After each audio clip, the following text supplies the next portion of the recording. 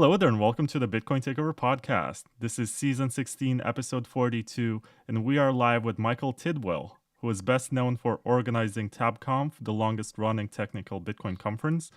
And also, this episode is sponsored by SiteShift, Citrea, Layer 2 Labs, Bitcoin.com News, NoOnes.com, and I think that's it. Thank you very much for being here, Michael. And we're going to talk about some Bitcoin drama. You have this roulette thing behind you, and I have some chocolate eggs in which I put some tickets. Basically, the gimmick of this episode is that we're going to talk about some Bitcoin drama that's happening. I ask you who is to blame, and you ask me who is the solution. The answer for who is to blame is on the wheel behind you. The solution is in one of these 8 eggs that I stacked in this bowl, and I'm gonna pick one randomly. And really, you have to trust me that this is random because I can rig it, I think, but I don't want to. Yeah, it's not like the eggs are clear or anything where you can see the little paper sheets inside of them. I mean, they're, all folded up and stuff. So, hey, good to be on the show. Good Thanks to for have having you. me. It's not like I can't put some random pen marks or whatever on them, so. I mean, I trust you. I trust that it's going to be random. I'm sure the I trust viewers your are going to wheel trust you as well. that you didn't put some weights on it. Exactly. Everything, what do we even need cryptography? I mean, come on. We have all this trust going on. I think we're inventing something new right here on the pod. Sure. I've seen you use the wheel with Rob during one of your podcasts. By the way, you also do, what's it called? The Block Time show? It is Block Time Podcast. This is the Block Time Wheel of Destiny. And I've seen you do this in a situation where it was always landing on you're a spook, and I thought that was so funny. Thanks for enjoying the subtle humor that we put into the last episode. I think it's not for everyone. There's a few people that watched the episode and said, I don't get it. And then there's a few people that said it was hilarious. So, it doesn't appeal to everyone, but I'm glad some people liked it. Right, so let's start with the first question, which concerns what's happening right now with Bitcoin Core versus Knots. Knots being basically a carbon copy of Bitcoin Core with some changes by Luke Dash Jr. Yeah, do we discuss it first, or do we just spin the wheel? What do you want to do? Just for demonstration purposes, let's spin the wheel and find out who is to blame and what is the solution. And then all right, we can talk. Oh, round and round it goes. Where it will stop, no one knows. Drum roll. My youngest child is like really fascinated with what's going on right now. Okay, buddy. All right, who are we blaming? We are blaming, of course, the plebs. It's obviously the plebs' fault. Oh no. Oh no, the plebs. We sound like Dan Held right now. I mean, if we just didn't have those damn plebs getting in the way, getting manipulated so easily, I mean, we wouldn't have this problem. I think their IQ is no higher than 80, and they also got educated by midwits like Peter McCormack and Giacomo Zucco or whatever. Yeah, is Giacomo considered a midwit? What's the midwit range? Is it like 100? That's a good question. I do like how you basically confirmed that McCormack is a midwit. Yeah, so is it like if you're just a little above average, you're probably like a midwit? All right, come on. Hello. Not the first time we have a kid on the show, but the first time a kid shows his face. Yeah, I mean, I tell them this is work, and they don't believe me. So it's like, what are you going to do? He's not a pleb, is he? Hey, can you picture this? Right, so for the people who are listening to this on Spotify, Michael just went to another room, basically to take his kid. I'm back. Let me pick an egg, so I'm just gonna touch multiples. I couldn't find a larger vase that's transparent, and I had to shop for chocolate and toy cars to be able to get this. And it's too large for my bowl. So basically just told me I'm gonna close my eyes and tell me when to stop on one of these. Just say stop. I'm gonna take that one out. I don't know if I ever want to tell you to stop. This is great. Yeah? You just fumbling around with these balls They do feel nice. Okay, stop. It's this one. So, on the issue of Bitcoin Core versus Bitcoin Nuts, the people who are to blame are the plebs. But here, we have the solution, which is use tabs. Can you see this? Does it focus? I see it. I think I understand what this means. It does require some context, so if you could explain what this is about. It goes back to the scaling debate, 2017, scaling Bitcoin. Yeah, why don't you kick this one off and I'll follow suit. Right, so there was a question from Aaron van Wierdum, who right now is the editor-in-chief of Bitcoin Magazine. And he asked, Adam Back was on stage, I think it was Scaling Bitcoin, if I'm not mistaken. There's a YouTube video of it, and big blockers have been using that for many years. Basically, Aaron asked Adam Back, what should users do to avoid high fees in that environment until Lightning gets shipped or we get a proper sidechain or whatever? And Adam Back famously replied, use tabs. And in this case, use tabs basically means to avoid using the base layer, to basically use some other type of accounting and only settle transactions after it's clear that you really have to send a larger amount or you are done engaging in economic activity with that person. It's like entering a bar and instead of paying for every drink that you're buying, there's going to be a tab. Or just eating at a restaurant, right? Because you eat at the restaurant and you pay at the end. You don't pay for every individual item. And that was the idea of Adam Back, who basically implied that you should not be using Bitcoin. So the first person to make fun of me for the name TABConf was, like in terms of this story, was Paul Sztorc. And he thought it was very funny that I called the conference TABConf without knowing this backstory ahead of time. So that's how I originally learned about the story, was getting razzed by Paul.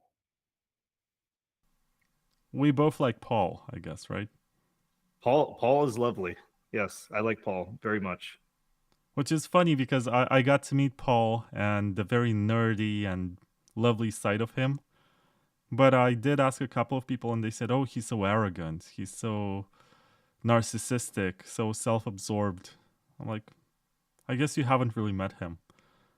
Yeah, that's what happens when so maybe all those things are true and maybe they're not, but like from my experience with Paul, it's been very positive. And when he became a pariah in society and then people didn't know who he was, he only has this one perception of just being like a total asshole on Twitter and or you know, also on podcasts. But I think it's he's sort of taking the approach of he has to be like over the top to even get people to start talking about important stuff. So I think that's like his strategy, more or less. And it must be very difficult being him because he was right in some regards and he was ahead of his time.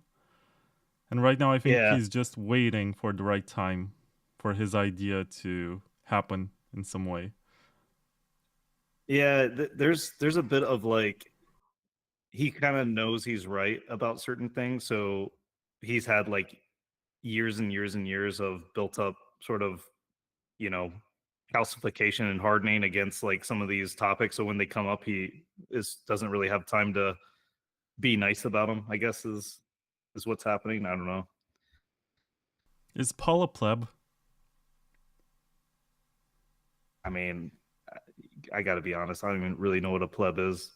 That was going to be the follow-up. What's a pleb? I don't fucking know. I don't even think plebs are real. I think they're like birds. Oh, birds aren't real. I think like plebs aren't real. either we're all plebs or like we're not plebs, or pleb is just like someone who doesn't know what they're talking about, or pleb is just someone new that isn't technical. Like pleb means so many different things. Even like Jeremy Rubin runs plebfi, and it's like very well educated technical people that attend this conference.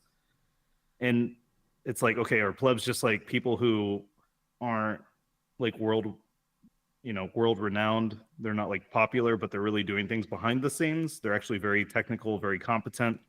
Like maybe that's a pleb. Maybe pleb is just like someone who is trying to make a difference in their own way, like running like a bidax or something. Like, I don't know what a pleb is. It's a marketing term that I can tell. I was part of lots of pleb Telegram chats. I was part of pleb Twitter chats. I interviewed people who called themselves plebs in season 3 of this show, and that was 6 years ago. What was really interesting is that after the scaling debate, when I guess the 2017 generation of Bitcoiners came along, they tried to find their own place, and they sort of figured out that it's harder for them to accumulate as much Bitcoin as the OGs. So this new term of the pleb came along, and it goes back to a very simple philosophy of just being humble and buying more Bitcoin and making fun of shitcoiners, and that's kind of the pleb philosophy. Yeah, I mean, we're going to get into like what is a Bitcoiner after this, right? Of course, we have to get to that point too, and then we get to what is Bitcoin. Then we get to Then what is it? What is the id? What is, we start getting, it just becomes a philosophical show at that point. Always has been. Always has been. Anyway, I think the best definition of a pleb, or the representation of a pleb, is Hodlonaut. He's like the king of plebs.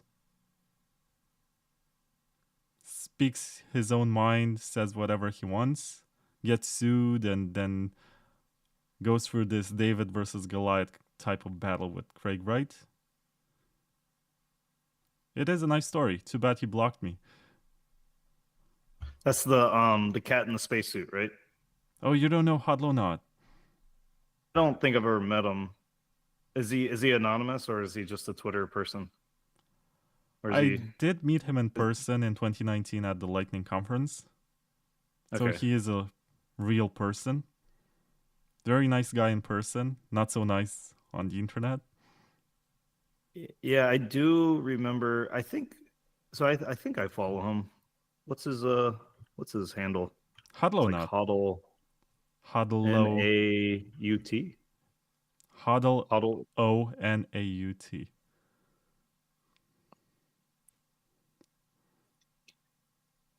Okay, yeah, we actually follow each other.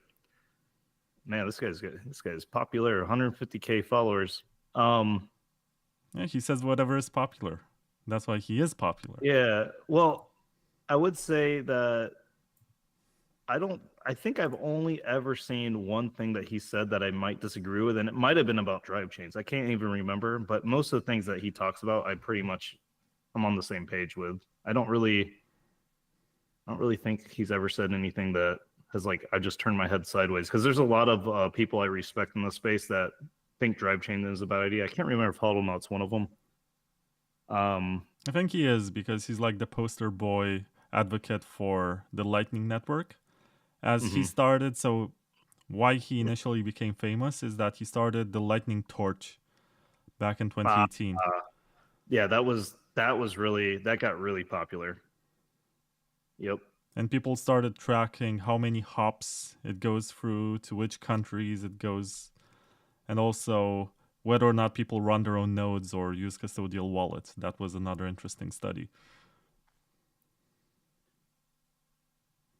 And yeah, so why did he you know block what's you? funny about the whole story of the Lightning Torch?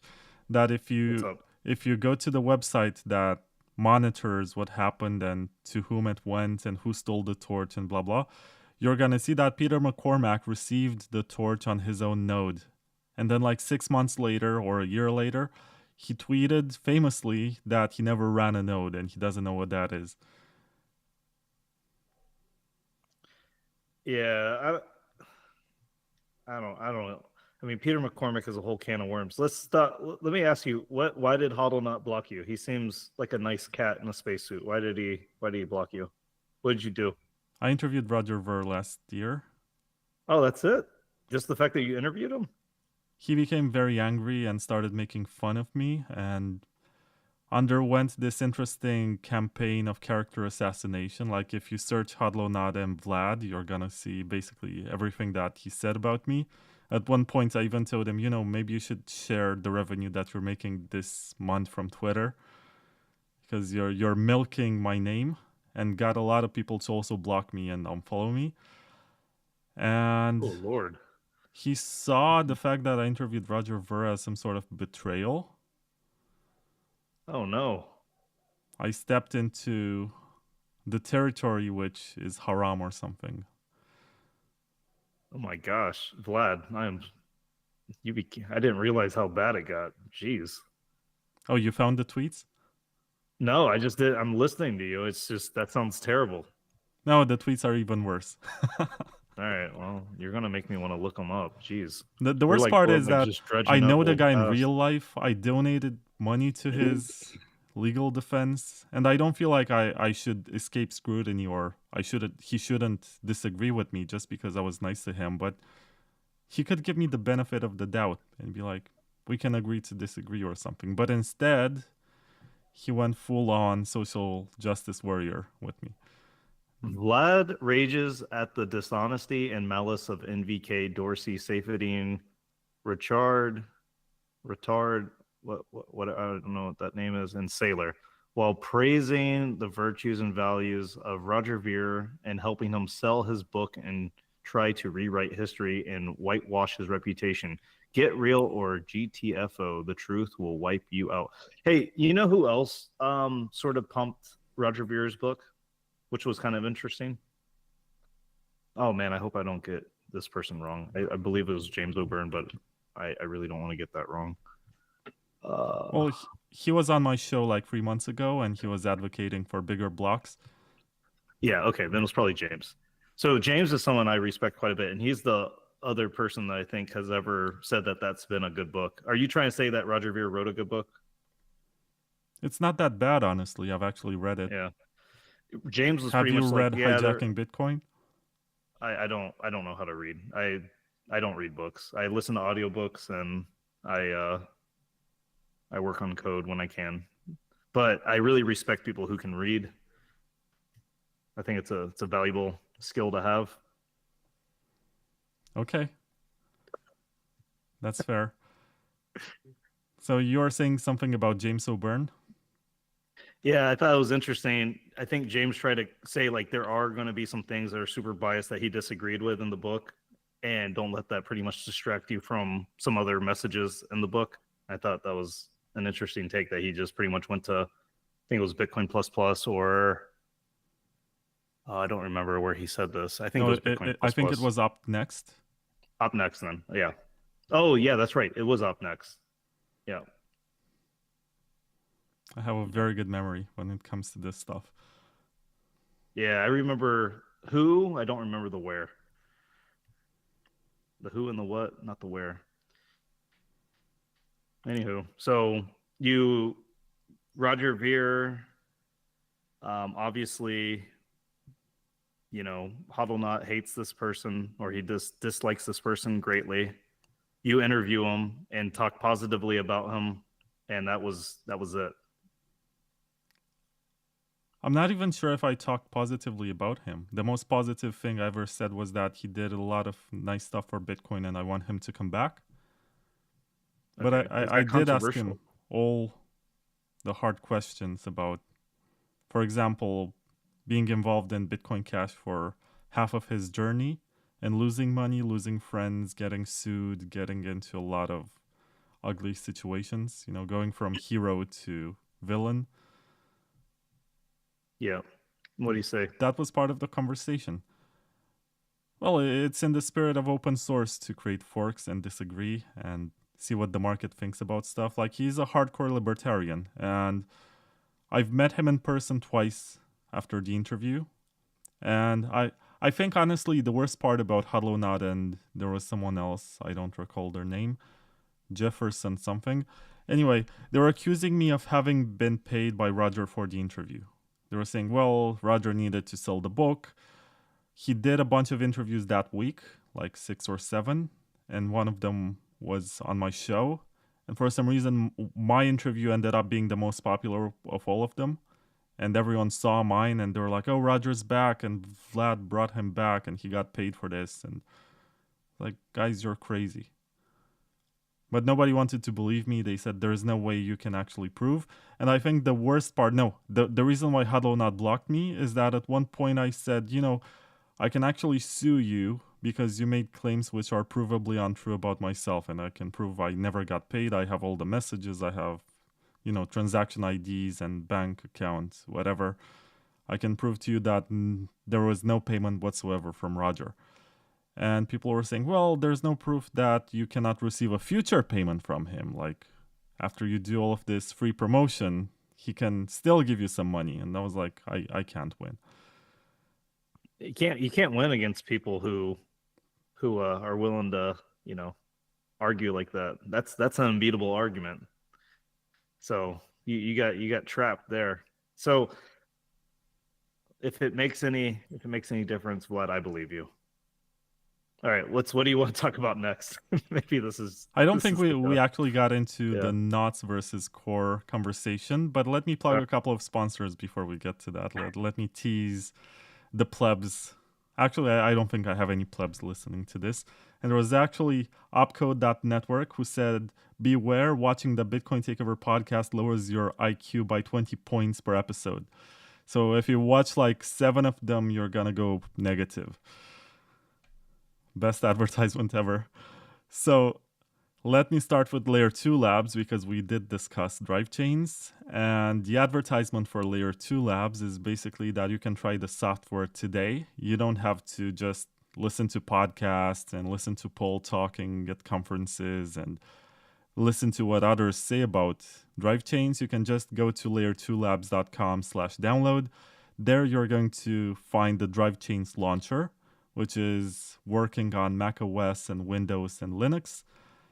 You download that one, and then you can access on the Bitcoin Signet a bunch of sidechains that emulate the features of Ethereum and Zcash and Namecoin. And there's also something else. Oh yeah, a big block version of Bitcoin. That one's gonna be fun. It's called Thunder.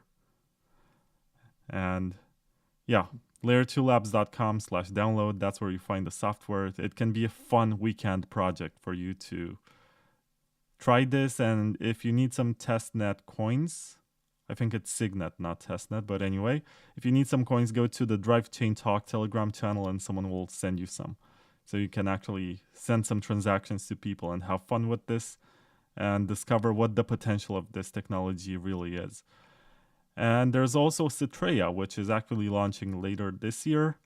Basically, if you like Ethereum secretly or openly, it doesn't matter. You're going to love Citrea because it uses the security of Bitcoin to bring some of the same features. And there are some contracts that can be ported one-to-one directly from Ethereum. I think the target for Citrea is the 100K WBTC that's locked on Ethereum right now to bring that to a Bitcoin layer. I can see you're not happy with Citrea, Michael. I'm going to let you talk about it. What else is there to say? They're the first optimistically verified ZK rollup on Bitcoin. And previously, they needed some kind of Covenant software to work, but they were able to figure out how to launch without it. And yeah, they're possibly the first ZK rollup implementation that's going to launch this year. Alpen Labs, since they discovered their new Glock implementation, they seem to be in delay mode. And I think if we have like 4 of these ZK rollups operating on chain, we're going to end up having another scaling debate. So that's going to be a lot of fun because they use Bitcoin as the data availability layer. They put ZK proofs on the Bitcoin blockchain as inscriptions or up returns. And that's going to be a lot of fun.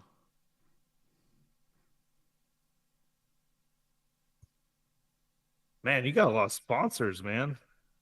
I know. I sold out. Yeah, you sold out. You're doing all the most hated sponsors. Like no wonder. I'm guessing Giacomo is a big fan of this podcast. He was on the show like 4 times and he blocked me since last year. So Yeah. that's so funny that you'd go on your show 4 times. How many? Is this my first time on your show though? It is. Yeah. All right. Well, maybe this is what happens. People come on your show and then they block you afterwards. I mean, it's This is how you actually interact with me as a person, as opposed to a Twitter avatar.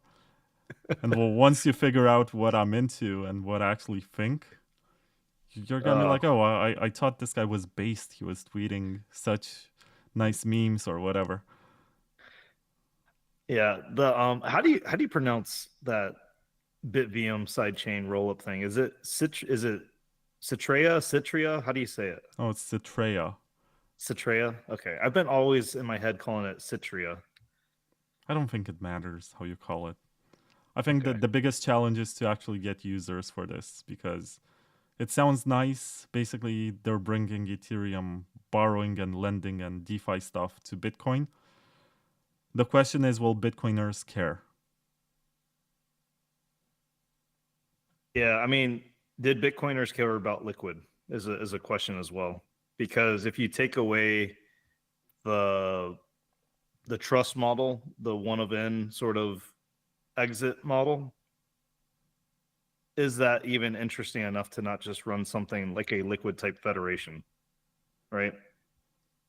Well, Liquid is a federation. It's not a proper sidechain, and Blockstream sort of half-assed their promise.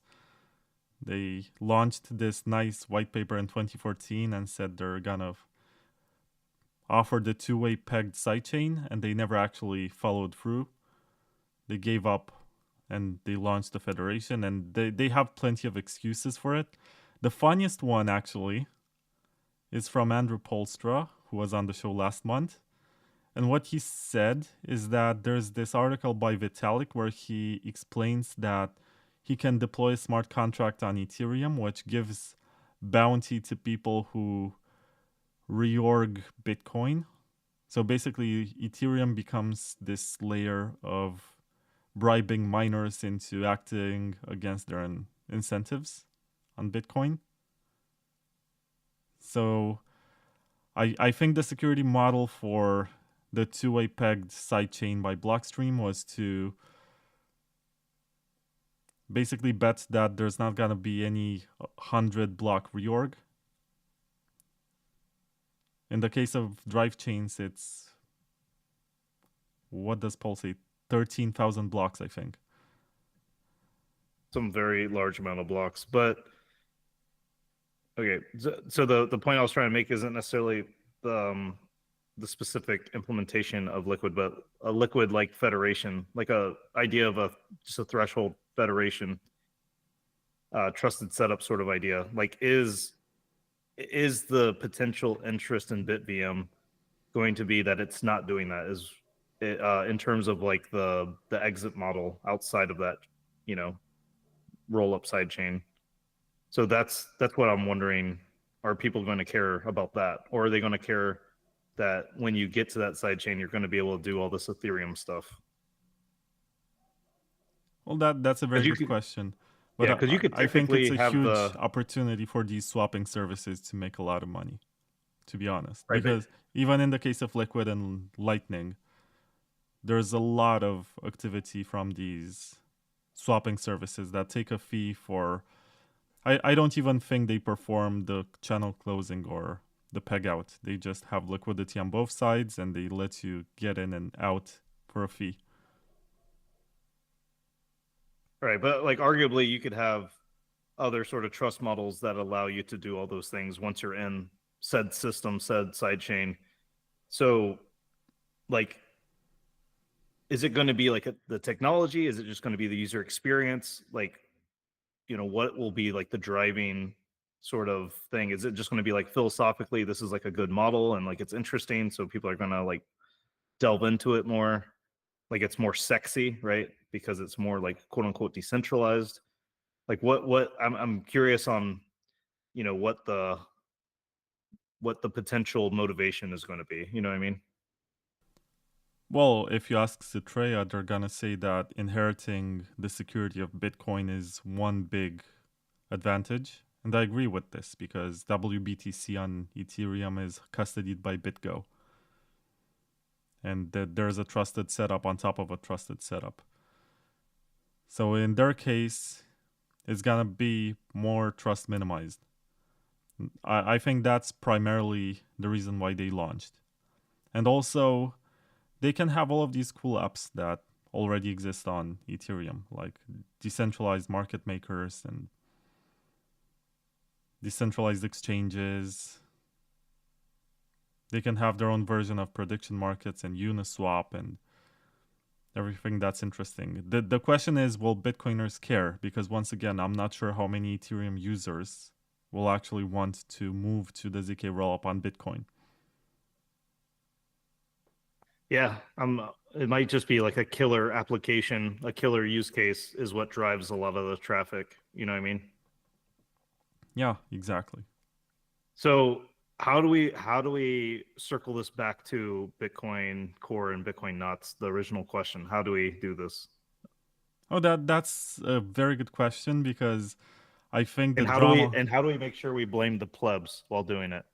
the drama actually started when Peter Todd posted on the mailing list that the upper turn limit should be removed because you can already inscribe data and you can use services like the Marathon mining slipstream, which basically relays transactions without even using Bitcoin's internal mechanism. You just pay a mining pool to put data inside of a block, and you don't have to ask for anyone else's permission for this. It will just get mined. And he basically proposed this for projects like Citrea that would benefit from an upper turn increase. Because Citrea can go both ways. They can use ordinal inscriptions to put their ZK data on Bitcoin, or they can use upper turn. Upper turn is more efficient, is prunable from nodes, and less harmful because it doesn't bloat the UTXO set. And it all started from this, and then Jameson Lopp went on and said, well, I'm an investor in Citrea and I believe in its future, and I think it's the more elegant workaround to have this on Bitcoin, which I agree. It's preferable for Citrea to use upper turn as opposed to BRC20s or something. Or stamps. The stamps are most fun. But the plebs are the ones that actually believe that Citrea is gonna put kiddie porn or what was the other one? Like dick pics and something that There's the new term that I feel like everyone just learned about. It's like a 4-letter acronym that starts with C. It's like CASS or it's some like child, whatever, some 4-letter acronym that's been thrown around. You know what I'm talking about? No, I don't. It's like everyone like just look up Matthew Crowder. It's all he can talk about. Oh, the dean of the Bitcoin University, such an esteemed educational institution. Yeah. It's like just scroll through. It's all he can talk about is CP and CSAM. I don't child. Is that a radio station? CSAM. You are listening to CSAM. I don't think that's a good radio station because I think it stands for something terrible. Yeah, I don't even want to Google it, but it's something to do with like kitty porn or something. I think it's just a more generic term, but anyways. Just for the record, it's kitty for YouTube algorithms. It's kitty with a T. Okay, don't shut down this account, please. For the feds watching, you know what this is about. You have been infiltrating the community for many years. It is a bit crazy that this is where the current talking point has gone. I think it's going from like laughable, like where before, like just, you know, trying to make this a non-technical discussion and making this purely cultural, was like, okay, like this is like we're agreeing to disagree. A lot of people are saying this is only technical. A lot of people are saying, what are you talking about? This is not technical. This is like a cultural sort of No, debate it's not discussion. cultural, it's emotional. And It's about the well, spirit of emotional, Bitcoin cultural, itself. yeah. It's about keeping Yeah, Bitcoin so only for financial transactions. right. So there's that sort of like talking point, but then, and that's when it was like, okay, this is like taking a lot of effort, and like this is like funny, fun, like maybe tiring at sometimes, but now it's gotten to a point where it's just disturbing and sad. Like I don't even think it's fun now. It's not even like this is no longer a debate that I think anyone wants to have. I feel like you're just having one side of this discussion. I don't really even want to call it debate, because this is like there's nothing actually being debated, in my opinion. That's like that actually means anything, or that actually makes sense to me. So you're just making it right now where like you're just shutting down the discussion like hardcore. Like it's just it's kind of sad, and a lot of people are pointing out like, you know, when people do this, it's like the inevitable, like this is how you get your way, this is how like people lose their freedom, this is like, you know, blah blah blah, this is like you're like using the same methods that like the government uses, you know, to like pass like bizarre, crazy, totalitarian type bills. So it's like, I don't know, it's just getting to the point where this no longer seems like a Bitcoin discussion. This seems like a just like a really sad, terrible discussion now. Well, yeah, and the funny part is that the stuff that they're mostly afraid of has been on the chain for like 10 years or longer. Like, it's already on your node, don't worry. Well, I don't think they're afraid of anything. They just want to get their way. So it has nothing to do with the I mean, this is my opinion. I don't think it has anything to do with illicit content. It has to do with we're losing the culture of Bitcoin. So these people might as well be like pedophiles. And it's just like, what? Like, okay, it's like I don't get my way, so now everyone is a pedophile. Like that's like your argument line of thinking. It's like, well, if I'm not going to get my way, you know, I'm going to scream in the middle of Walmart and cry until I get my toy, you know, kind of thing. Like this is like their nuclear option or something. I mean, the real nuclear option is just rejecting blocks and forking off, but they're not going to win that, because they're going to become like the next Roger Ver types, right? I disagree here because from what I recall from 2017, the conversation, even if there was a lot of emotional stuff, like people saying, well, this can be the end of Bitcoin, or we're gonna destroy it if we do this, or if these people are in charge of it. But the conversations were very technical. Like they were actually asking what should be the block size limit, or is there Yeah, anything 100%. The comparison obviously is not perfect, so don't nitpick me on how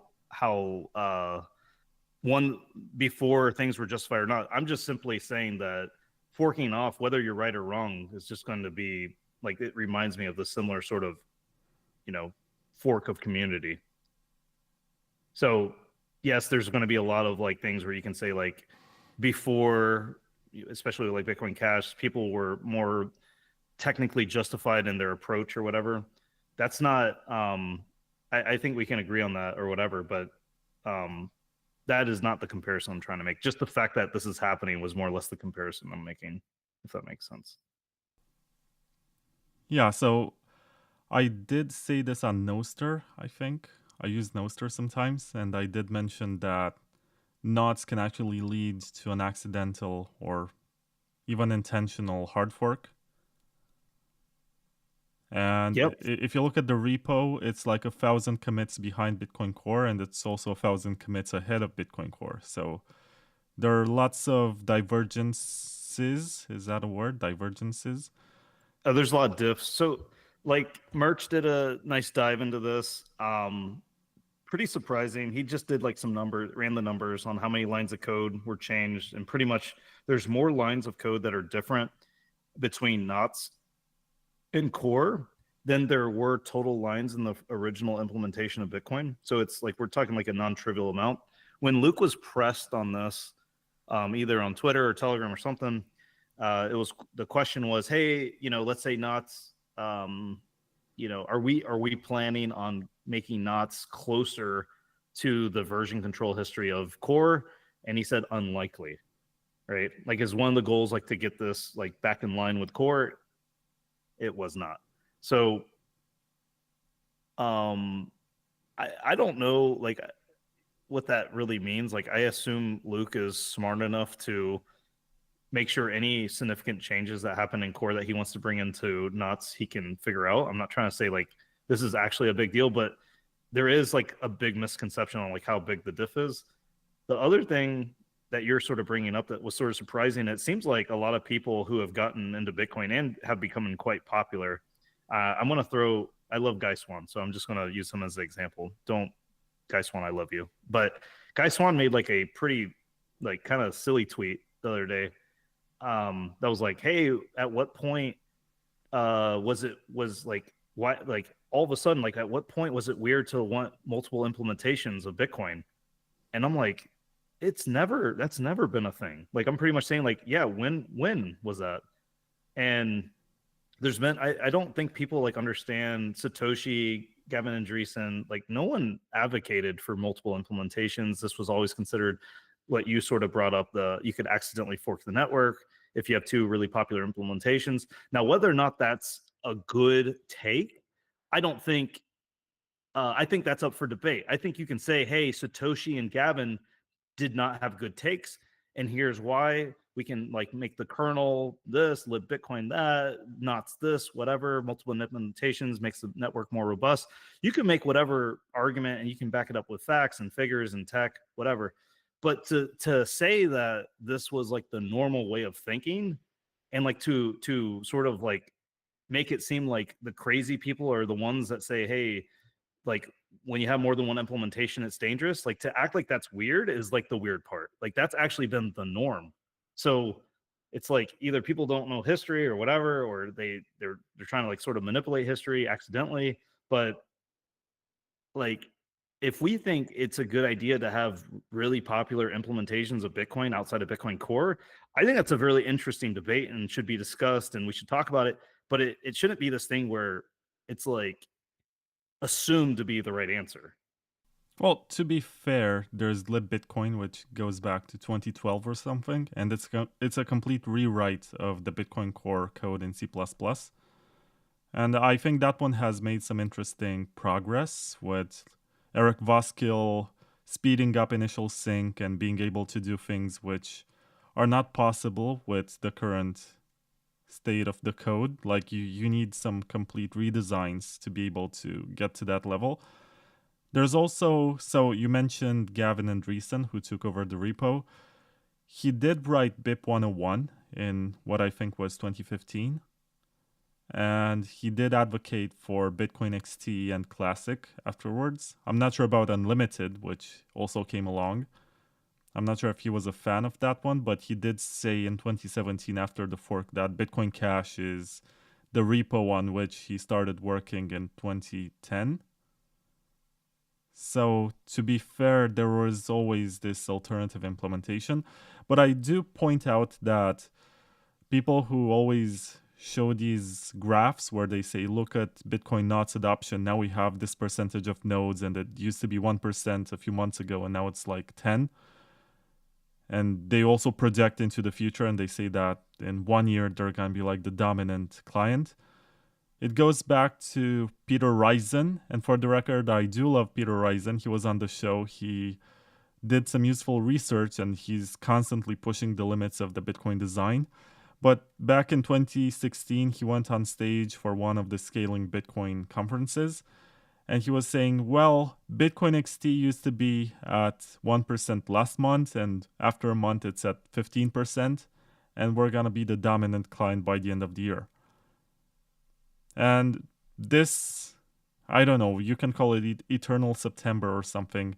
It just keeps coming back with people who come up with these ideas, and I guess every generation of Bitcoiners wants to fight for something. And in this case, it's the most stupid something you can fight for. Like the most trivial thing, but they think it's some sort of spiritual crusade.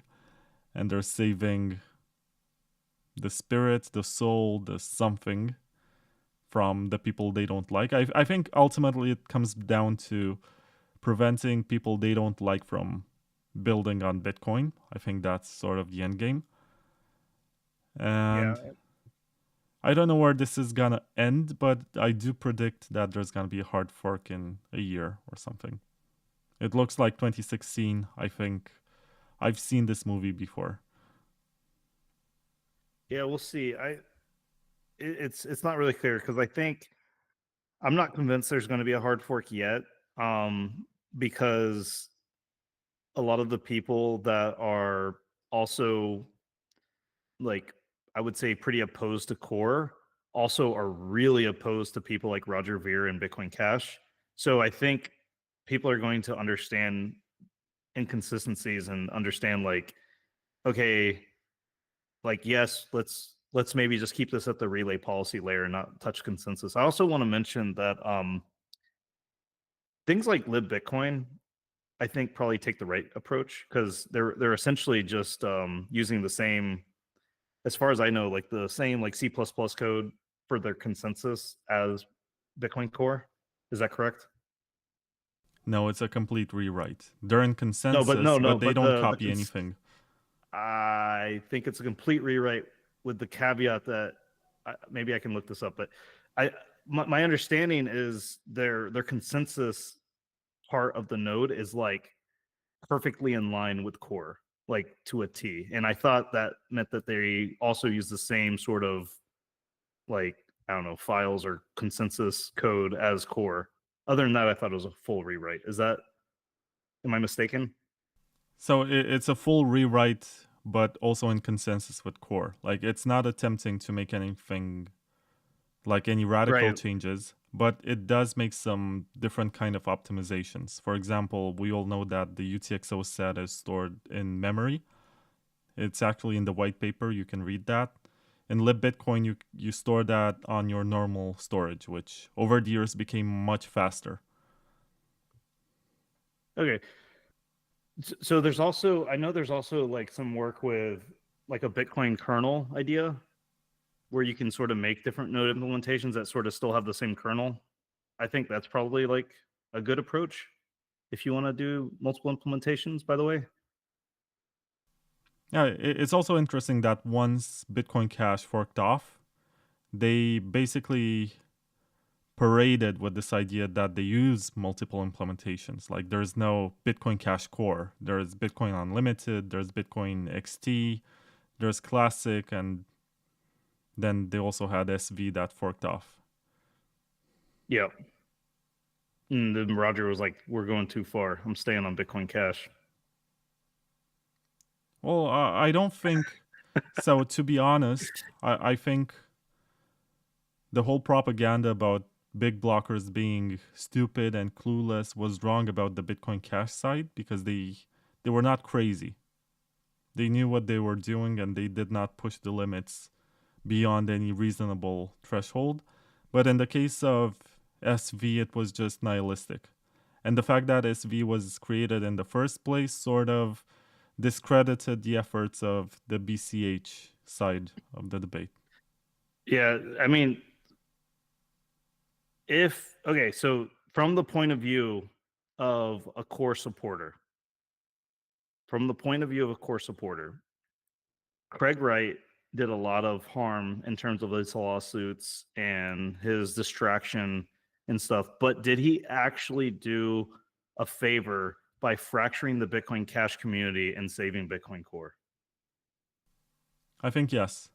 Because if you look That's back, is that a spicy take? it's not.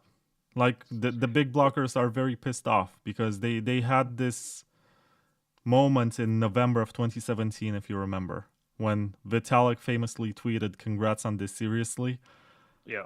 And Bitcoin Cash was number 2 on CoinMarketCap. It went to like $9,000.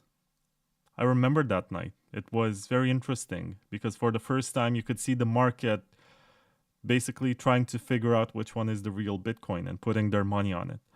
And some people will argue that, well, it was just a couple of exchanges and they were manipulated and it was just some people who were trying to create this illusion that BCH has users.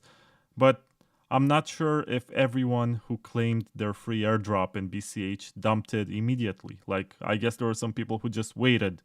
They were like, well, let's see which one is gonna be the one that gets most of the users and gets the miners, because that's also part of the fight. And honestly, I still see BCH as a blackmail sort of chain. Just in case something goes wrong, they're here to take part of the miners. Okay. Well, what else do you want to talk about? Oh, we ended with this topic. Let's try spinning the wheel to see who is to blame for the fact that big blockers failed. Round and round it goes. We have to ask like who will 8 questions. blame? No one knows. Drum roll.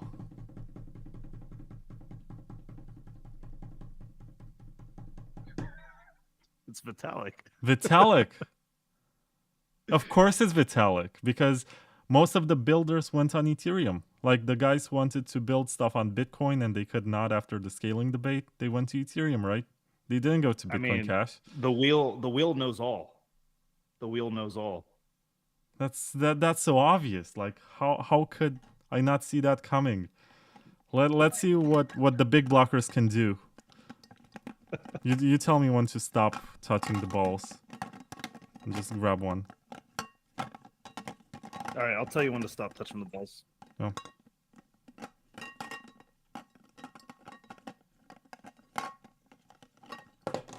Oh, I dropped a couple.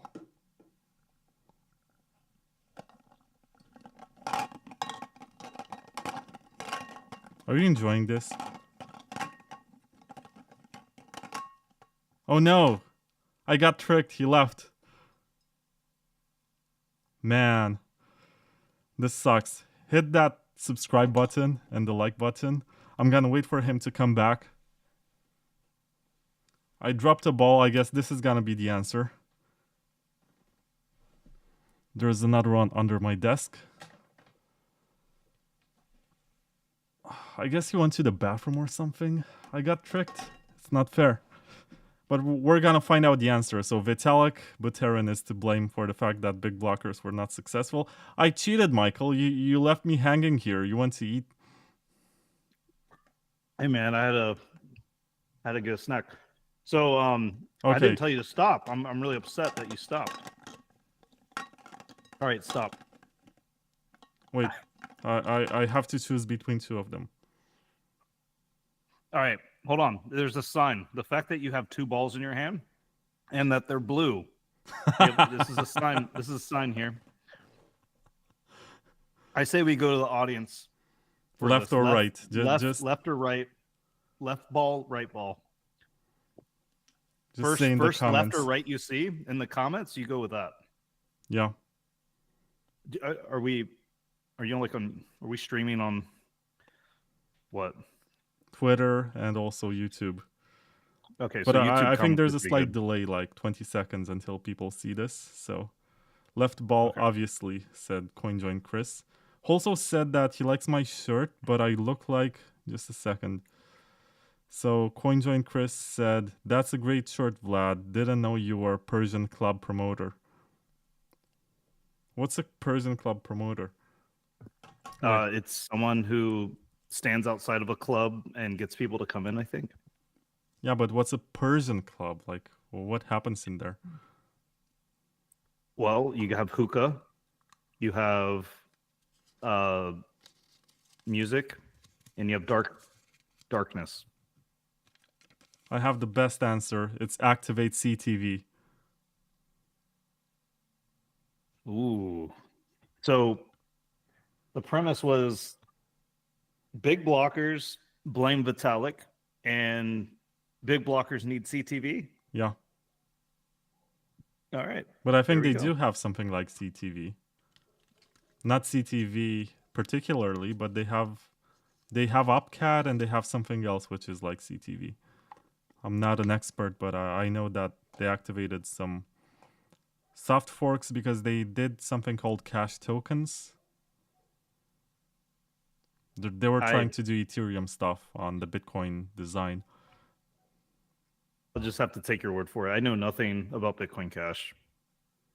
I mean, I gotta give them credit for some of the experimentation that they're doing, which Core has been much more conservative to attempt. They are trying to get another kind of users and do other stuff. And the fact that they have UpCat, I mean, you can try to break it, right? Like people who say, oh, UpCat is not safe. UpCat is gonna destroy Bitcoin. Try to destroy Bitcoin Cash. Make some money. Yeah. You can be a hero. Bitcoin Cash has UpCat, is what you're saying? Yeah. And why isn't, I mean, UpCat is all you needed to, like, pretty much do anything in the most complicated way possible with just UpCat, right? Sort of. Like you can pretty much do, like, anything as long as you're okay with, like, the most complicated script possible with just UpCat, pretty much. Yeah, that's correct. So, time to break Bitcoin Cash if you really want to make sure they don't succeed. You know, they're on the tail of Bitcoin right now, about to activate a sidechain using UpCat, and they're going to overtake Bitcoin. So make sure you go there and exploit UpCat, everyone. Oh, you know what's interesting about Bitcoin Cash? I read very recently that they're trying to activate and basically build their own ZK rollup. And they're saying, well, we're gonna scale off chain. And I'm like, man, this is unheard of. From the same people who are saying, well, everything should be on chain, on the base layer. We're gonna scale for as much demand there is. I think they even have dynamic block size right now. So if there's high demand, you can have very large blocks, but I don't think they actually had that. Yeah, instead for Bitcoin, we just put sub one sat fees. We don't believe in dynamic blocks over here, so. Oh, that's a good topic. We gotta talk about that. Sub one sat? Yeah, but let me present 2 more advertisements before that. Actually, let me finish with the ads and then we can just have a free-flowing conversation. Bitcoin.com news, Michael. What do you know about Bitcoin.com? All I know is it's a great way to get your news for Bitcoin. Are you being ironic? I am just saying that anyone who would sponsor this podcast is a friend of mine. Well, if you go to Bitcoin.com right now, you're going to see that they're orange. They're not green anymore. They don't tell you that Bitcoin is slow and you should use Bitcoin Cash. And after this rebrand, I think their news section also became better in the sense that, unlike Bitcoin Magazine or other competitors, they don't focus too much on the US, and they also report what's happening in other parts of the world, which once again are not the US. And they also have coverage for gold and silver and some other stuff which might be interesting. So check out news.bitcoin.com, and I think their journalism is decent. Like, you will definitely find something which is interesting to you, and I don't think you find it somewhere else if you want to stick to the Bitcoin world, because I think CoinDesk might have them too, but I'm not allowed to say that. Anyway, I would say, news.bitcoin.com. can I add something? I would say they're not just decent, they are superb. Superb? Superb. I heard superb. With a V. No, I said superb. With a V. If you say so. Also, there is noons.com, which is a peer-to-peer exchange. Are you aware of Ray Youssef's work with Paxful? Yeah, that guy is either a genius or batshit crazy. I love that guy. He's like a WWE character, full time. Dude, he is like saying some stuff that I have no idea about over there overseas, and I'm just like, I have no idea, and I'm just like, man, this guy is super opinionated. He always talks about fighting the forces of evil and having only 5 years left to turn the course of this dystopia. And nones.com is his peer-to-peer exchange. Basically, what he does with it is to onboard people from the global south. What that means is mostly Nigerians and Middle Eastern people, but also from Latin America. And that's sort of his target audience. He calls them his lions. And he has a spot exchange, which is not as interesting as the peer-to-peer exchange, because on the peer-to-peer exchange you also have a marketplace for gift cards and for lots of interesting stuff. And they also have a debit card, which I find the least interesting, but for some people that is interesting because they can spend their coins using the Visa network. But if you go to nones.com and you register and you provide liquidity for this market, whatever you put into the system is going to end up in the hands of these African hustlers who are going to be able to put food on the table and participate in this global economy. So it's interesting from this point of view. If you are ideologically aligned with this mission, check out nones.com. And last but not least, I gotta mention SideShift, which is the place that's gonna benefit the most from all of these spread out layers of Bitcoin. Like there's gonna be Citrea, there's gonna be Alpen, there's gonna be Arc, there's gonna be lots of stuff happening by next year, I guess. And SideShift is one of these services that support multiple networks, and you can swap between these layers. And of course, there's a fee, but they have pretty good liquidity. Not available in the US because of regulations, but if you can watch porn in Texas without putting your ID, then you can also use SideShift. I'm not gonna tell you exactly how and what you need to do, but I guess you're smart enough. Anyway, if you're not from the US, you can use SideShift, and they have low fees and good liquidity, and they also have the Trump coin if you're into that. But mostly, I think it's useful for if someone wants to pay you in CBDC wannabes like USDT or whatever, and you don't want to hold on to that, you just go to SideShift, you pick the USDT to Bitcoin pair. They send the USDT to the address from SideShift, and you get the BTC to your own address. And you don't have to worry too much about this. And it's also integrated with Trezor and Cake Wallet and Edge Wallet and a bunch of others. Anyway, check it out. Really cool. Nice guys. And Andreas Brecken, the CEO, was on the show. He's also the CEO of shitcoin.com, which is another can of worms. All these sponsors sound great. Happy to hear that you're being supported by all the most lovely Bitcoin companies in the world. By the way, has Ray ever been on this show? That's a good question. Has he? Ray He was alongside Nicholas Gregory from Commerce Block when they were building CivKit, which is this peer-to-peer marketplace that's built on top of Nostr, and that one ended up being the base, basically, the base layer for no one's. So yeah, Ray was on the show. But not Ray's alone. passion, I should get him alone. Yeah. Ray's passion and motivational energy is very impressive. Yeah, he said he could sell shoes. No, he was also alone on the show. I remember. We were talking about Final Fantasy V. And he said he's the kind of guy who does the side quests and the extra difficult super bosses and everything else. Like he completes the game. And that's the way that he approaches his mission here too. Like he's willing to fight everyone. I actually love that analogy.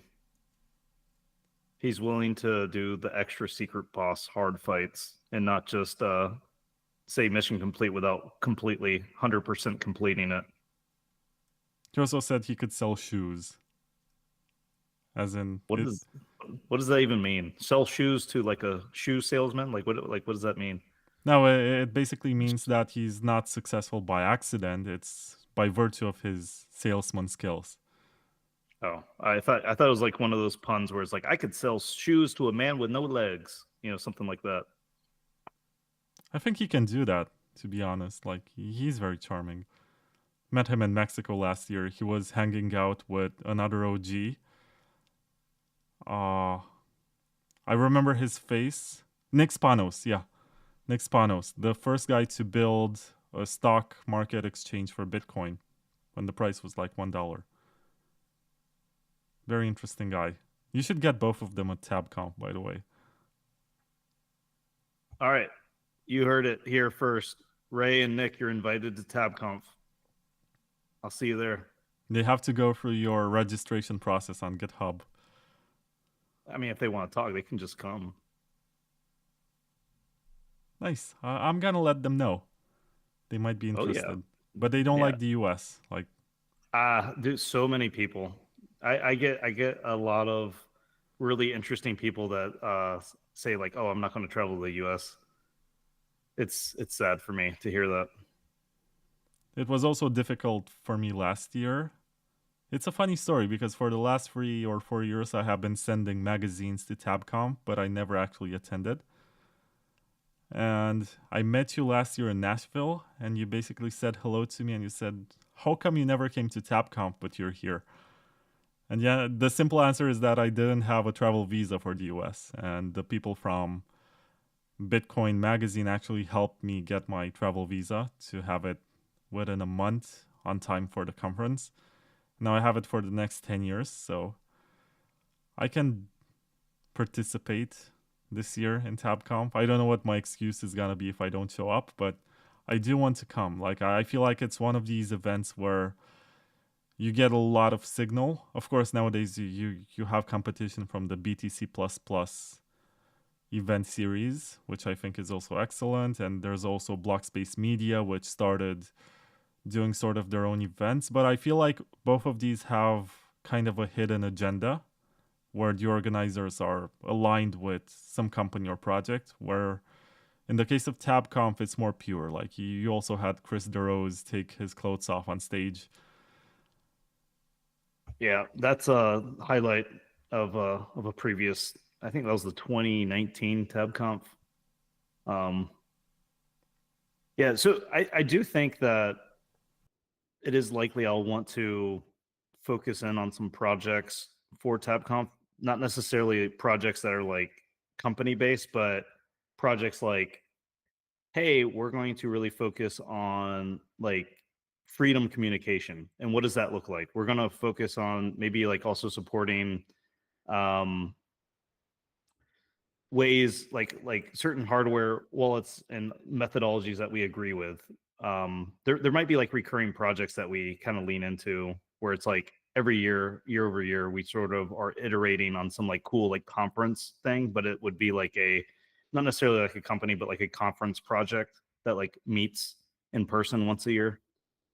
The example I was giving about like the freedom communication stuff is like if we're building apps and stuff around Meshtastic and app protocol, like, hey, this is like a way for us to like have a meeting space once a year where it's like, we're connecting Tennessee to Carolina, helping connect Tennessee to Carolinas to Atlanta and beyond. Because right now, as far as I understand, people are using Meshtastic to talk from Atlanta, Georgia to places in Tennessee and Carolinas, and that's a big step from a year ago. And I think us leaning into this idea where it's like you don't need the internet to broadcast a Bitcoin transaction or a secret message is going to be like really, really interesting as we build more stuff around that protocol. So these are things where I think we could have like recurring sort of projects that repeat. Another one would be like Warnet. So last year we attacked Bitcoin Core, a bunch of Bitcoin Core versions. And I think like leaning into that and supporting that project. So again, not like there's not like a real like company necessarily that we're trying to promote, but like just the idea of having like a red team sort of hacker vibe where we're trying to break stuff as like a recurring annual thing, I think is a kind of interesting, you know, having like these 3 or 4 kind of recurring events every time, but also like a bunch of other like random stuff, I think is maybe the direction we're gonna go to.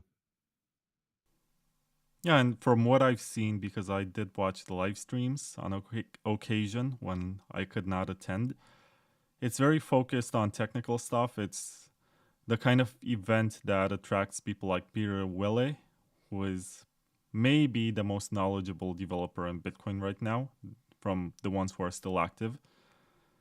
And also, you had that famous debate between Peter Todd and Paul Sztorc about Drivechains. That was a highlight of TABConf a couple of years ago.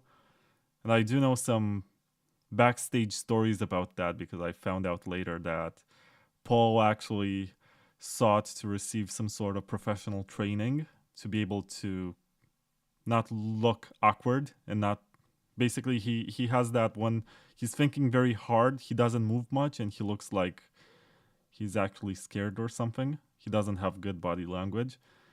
And once he got on stage, he forgot everything. And Peter Todd, I didn't know about that, but I would say that a lot of people hated that debate. So a lot of people thought that debate was super unfair for Paul.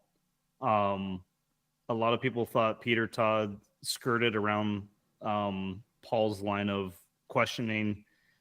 So that and then a lot of people said, "Oh, that was great. That was a lot of fun." And then, but what I noticed is a lot of people who didn't know shit about Bitcoin. So like these are like people I invited to the conference, coworkers, friends, etc. They watched that debate and actually thought like Peter Todd was full of shit. And there's a lot of people that watched the debate and thought like Peter won. Dude, the opinions were just all over the place on that. There was no consensus on whether or not that was a good event or not. I'll put it that way. so who is to blame for the fact that these people don't know much about Bitcoin in the first place? And they have opinions. Round and round it goes. Who will blame? No one knows.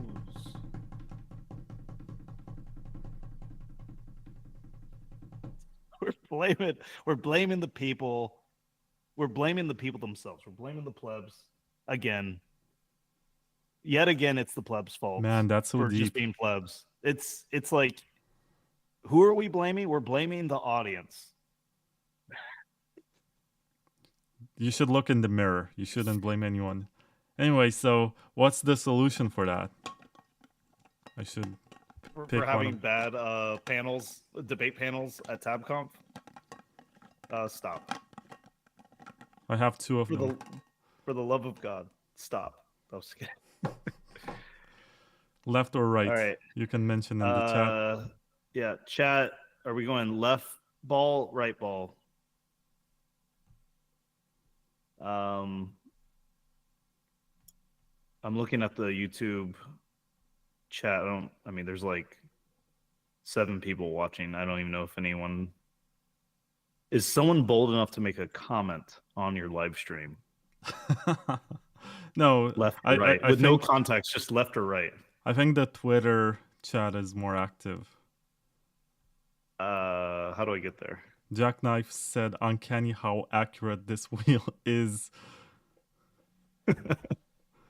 486 OG said right. So, yeah, there's a delay in between what we're talking and what they hear. I'm opening the right ball. I hope it's the right one. Also metaphorically. My God, this I swear this is not scripted, okay? Do you see what it says? I think I think we really need to reevaluate like fortune tellers, and like we need to reevaluate our thinking about what's that little thing where like people move stuff around the board. It's got like a little like glass and it, like spells words. What's that called? Oh, yeah, I know what you're talking about. It's not tarot. It's Yeah, we need to reinvestigate tarot cards. Maybe Ouija or something. Ouija. Ouija board. Yeah. So we need to like look back at all this stuff because it seems like the answers are just the universe is telling us the answers to these hard questions. You know, attending TABConf obviously fixes this.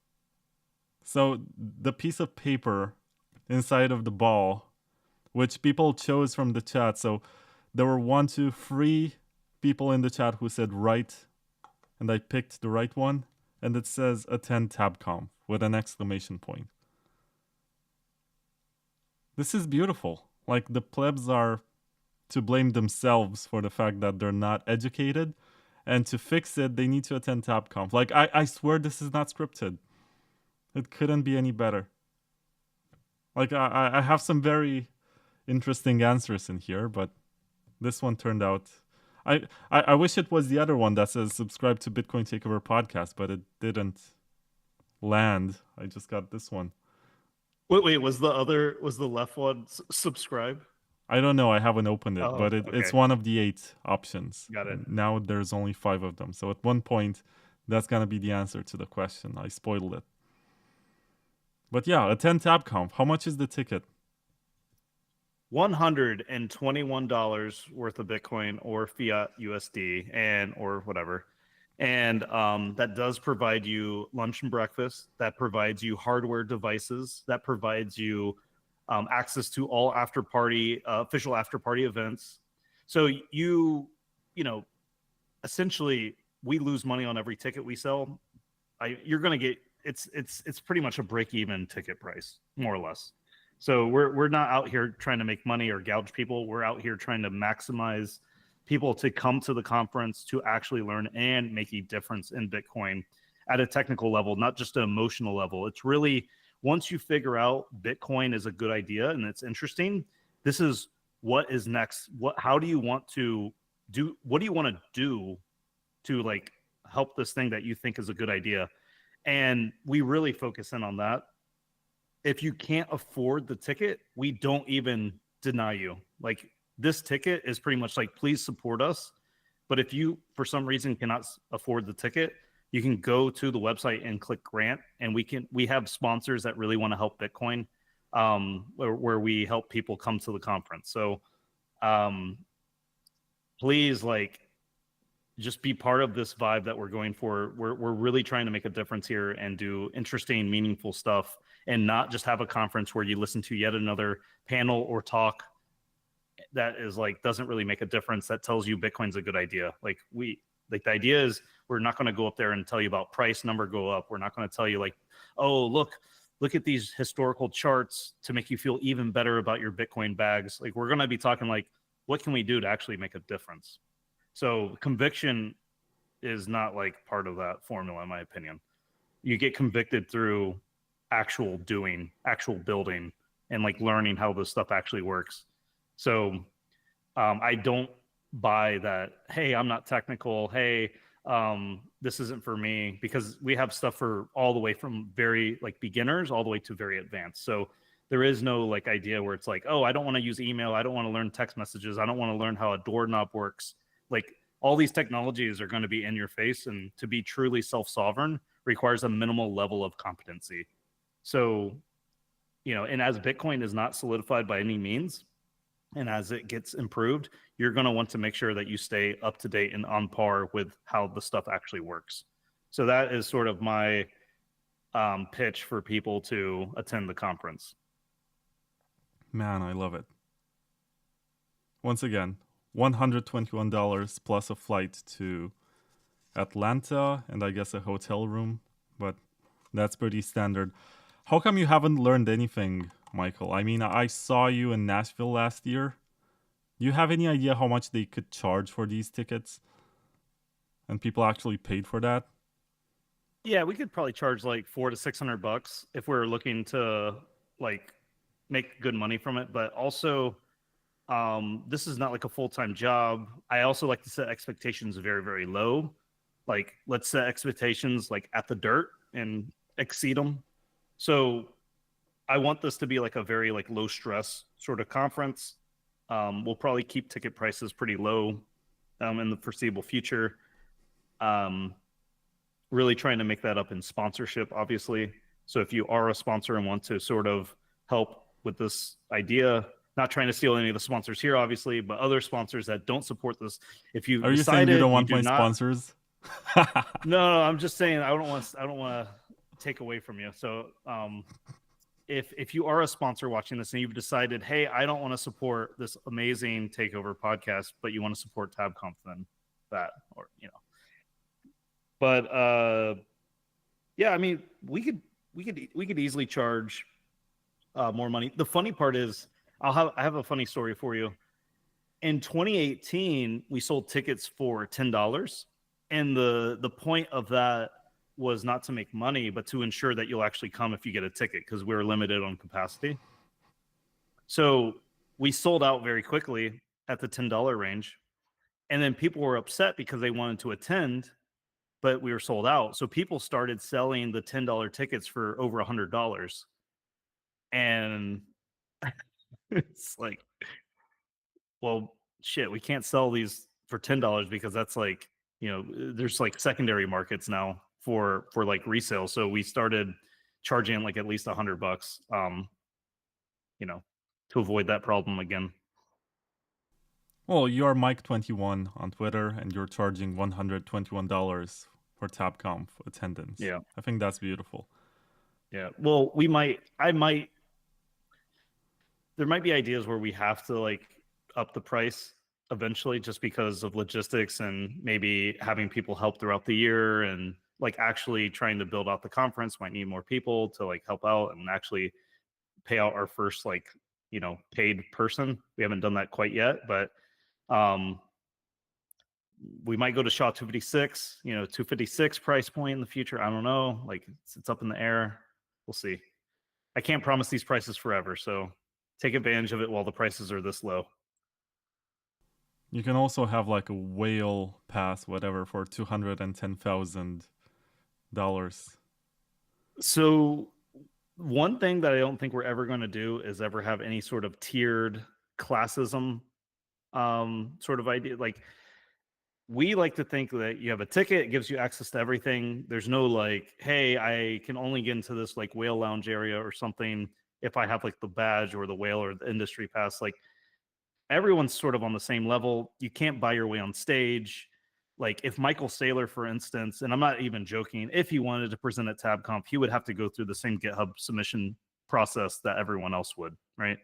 And if his talk wasn't of interest, we would decline it in public. So, like, we're very transparent, everyone's on the same kind of page. You're only like, you're good for what you've done, but we're also trying to value what people have done in the last year. So a lot of people have the chance, like new names have the chance to be on the forefront of interesting things going on. So,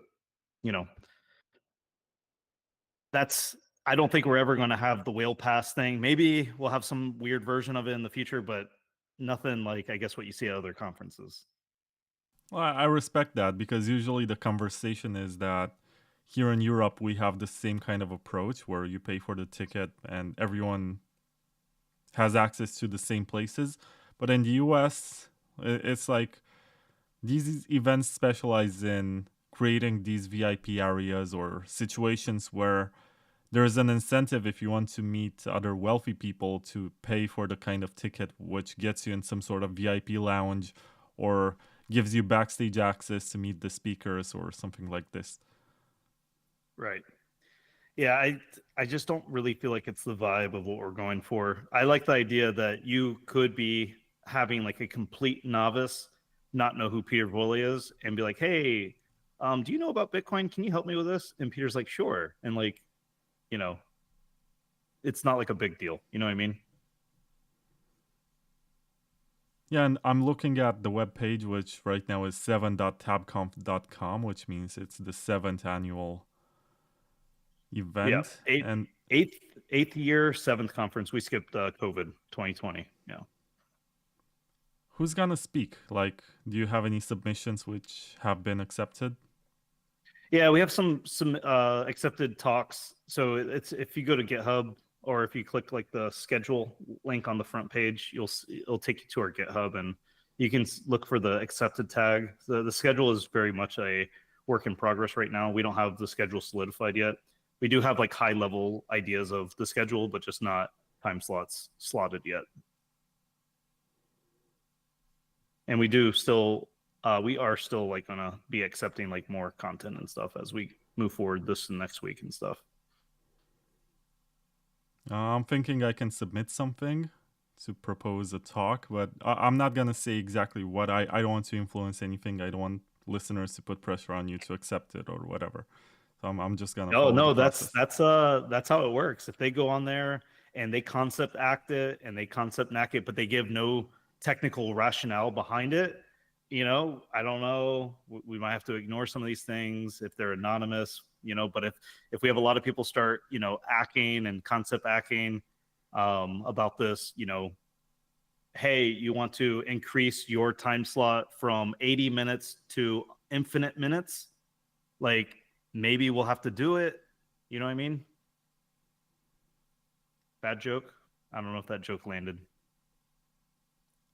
I'm just gonna pretend I haven't heard the joke. Anyway, I have this comic book that's called Bitcoin Year One, and it tries to tell the story from a very well documented, or not just a very well, like lots of very well documented sources, like what happened in the first year of Bitcoin. And that's when you had the first mobile wallet, which I'm gonna ask you, do you even know what kind of phone was used for the first mobile wallet? It could also mine. Nokia flip phone? N900, the Nokia, yeah. So it wasn't a flip phone, but it was sort of a very early smartphone. And you also had the first contributors and the first exchange that emerged, and the first time someone actually sold Bitcoin for quote unquote real money. And there's a lot of this history that people should know if they become serious about this, because I read so many bad takes about who Satoshi is and what he is. And I'm like, there is no way this can be true, because I've spent so much time on Bitcoin Talk and on the MetsDAO cryptography mailing list, and I see all of these conversations, and Satoshi was not secure about himself. I mean, he was insecure, that's what I mean, about his idea. He was not some sort of almighty god. He made mistakes. It sort of feels in his conversations with Hal Finney that he was being, what's the word for it? Pestered? Or Hal Finney acted like this more experienced person, and Satoshi was just trying to get it right. And there's also the story from Marty Malmi, who told me, it was actually on this podcast, if I'm not mistaken, it's episode 12 of this season. And he said that he's very much convinced that Satoshi couldn't be the NSA or some sort of almighty AI time traveler or something, because he was struggling to configure WordPress. Like, he was just a guy. Okay, so can we phrase this in a like problem sort of statement, like whose fault, who do we blame for Bitcoin becoming a religion to some people and worshiping and idolizing Satoshi? Or is that fair? Or is that like a fair spin the wheel proposition? Or how do you want to phrase it? Well, why do we idolize Satoshi? Who is to blame for this? Drum roll. Satoshi. Well, we're uncovering the truth here live on the podcast. Why do we idolize Satoshi? It's Ocean's fault. Ocean is the blame. You guys. This one might make the least amount of sense, or maybe it makes the most amount of sense. It makes a lot of sense. Only the blue eggs will let us know. We'll actually clarify. Yeah, well, we have a solution here, okay? So we have a solution, and it will actually make this make sense.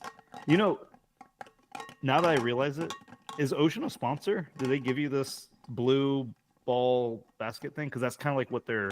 No, they should pay me for this. The mempool kind of looks like this. Stop. That's a good one. Yeah. Let's see what the answer is. So how do people stop idolizing Satoshi? What should they do? Drum roll. This is the stupidest answer possible. It says just hodl. I think, every once in a while it's going to be wrong and it's going to be right in deep ways. I think if we feel like it's originally a bad solution, we're just not thinking deep enough. So I think what this really is, I think you just have to interpret this, that it shouldn't matter if Ocean or whoever is to blame for this, because at the end of the day, just hodl, it doesn't matter. That's a good way to frame it. But you're not going to get better opinions of how Bitcoin works or the first year of Bitcoin if you just hodl. Like, you have to do some digging. And I got to say, nowadays, when you have access to Grok or ChatGPT or whatever, you don't even have to spend many hours browsing through the Bitcoin Talk forums. Like, you can just ask specifically what you're interested in. And it's going to give you sources, and you go directly to the source and you read. But people are too lazy for that. I don't know. There's also, so you can trash big blockers and bitcoin.com all you want, but also have this useful resource. It's called Satoshi's Archive. And they have basically all the emails and all the conversations on the forums with a search box. So even if you hate AI and large language models or whatever, you can go there and you can type, for example, you want to see where Satoshi said the word retarded, which he did to Marty Malmi. And you're going to be able to find exactly where that happened, in which conversation. So is that why Shinobi says it so often? Oh yeah, it's a Satoshi reference. Do you have any concern that people are making Bitcoin their religion, and that seems to be like a thing? I used to be concerned about it. Now I sort of take it for you granted. Just hodl. You just hodl. Oh, it is a religion to a great extent. And you do have high priests and you do have sermons, which usually happen to be podcasts or Twitter spaces or something where people tune in and they say how much they love Bitcoin and how much it changed their lives. And I think I was fortunate enough to have Chris DeRose on the show during the first year of me podcasting. And he asked me some of the harshest questions someone can ask a podcaster at the time. He said, do you think you're the guy who can promote with absolute confidence that Bitcoin is the one solution that's going to fix all the problems? I was like, why would I do that? He said, well, that's sort of what podcasters are doing. Like, you're not going to be successful in the circuit unless you're that one guy who comes up with the memes and says all the stuff that gets people to retweet and whatever. And he was always ahead of his time from this point of view. He foresaw the rise of the pleb influencer because there's a bunch of them nowadays and they get more views than I do, but they don't get a much better audience, of which I'm really proud, by the way. So all the people in the comments and everyone listening right now, you're awesome. I would not exchange you for a billion generic absent-minded listeners who... Wait a minute. Billy, let's scale those numbers back just a little bit. Hundreds of thousands. What do you mean hundreds of thousands? We wouldn't trade them for hundreds of thousands of mindless people. So you're saying there's only hundreds of thousands of mindless people in the world? No, I'm just saying we need to negotiate here because we originally were talking about billions, right? You're saying you wouldn't trade them for billions of listeners, but I'm thinking, as your agent here, let me negotiate for you. We wouldn't trade them for hundreds of thousands instead. I don't care too much about scale. It's fine. You get my point. Right. I love these guys. They're smart. My jokes are landing flatter than a pancake today. Have you had pancakes for breakfast? I have not had pancakes for breakfast in a very long time. Oh, you're part of the church. Are you a carnivore right now? Nope. Have you embraced the full diet that cures all illnesses and makes you stronger and makes you lift harder and fixes all of your Car- problems except for constipation? carnivore diet. Yeah. I went keto several times, and I've never been constipated, so I don't know why that's a trope. But a ketogenic diet is amazing. I love going on that at least once a year just to feel like I clean out my system. So I do that annually, a couple times maybe for like a few months. But I don't go on it year round or anything. But I know like is there's it some people that do. because you got into Bitcoin and someone influenced you? Like, have you read the Bitcoin Standard and that made you reconsider your life?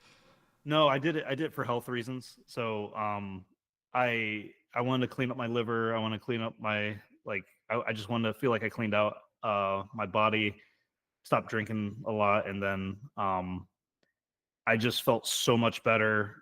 I lost a bunch of weight, and it was like non-visible weight as well, which was interesting. Um, no, I'm very much pro keto. I mean, obviously, it might not be for everyone. There might be like some weird health thing that where you shouldn't go on keto, but for people that can go on keto, I think it's amazing. I mean, I think it's been nothing but beneficial for me. I've noticed that when I am on keto, that I have more mental energy and more like mental acuity. Like I'm like it's easier for me to like think.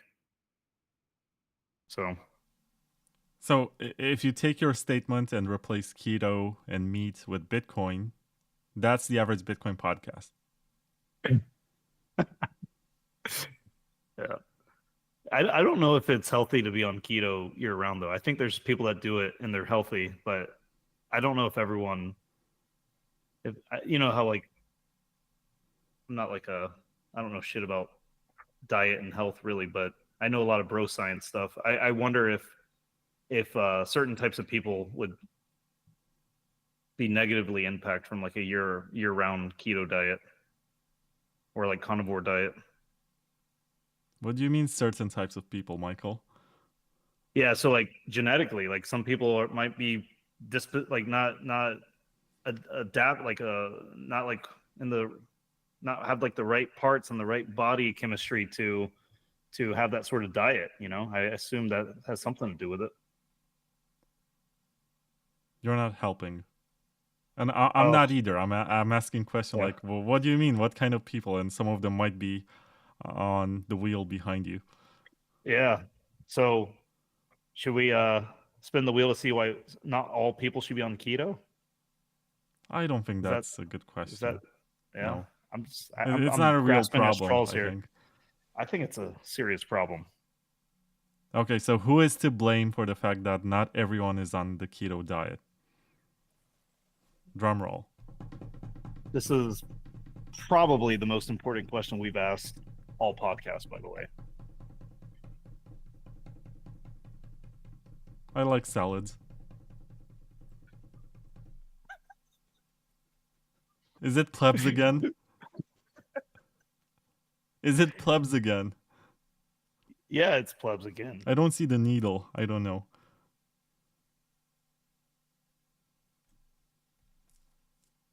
Yeah, I see it now. Oh my god. All All right, right, so we can let's skip see this what one. the solution is. Even though it's All right. obvious that you should eat some sort of steak, but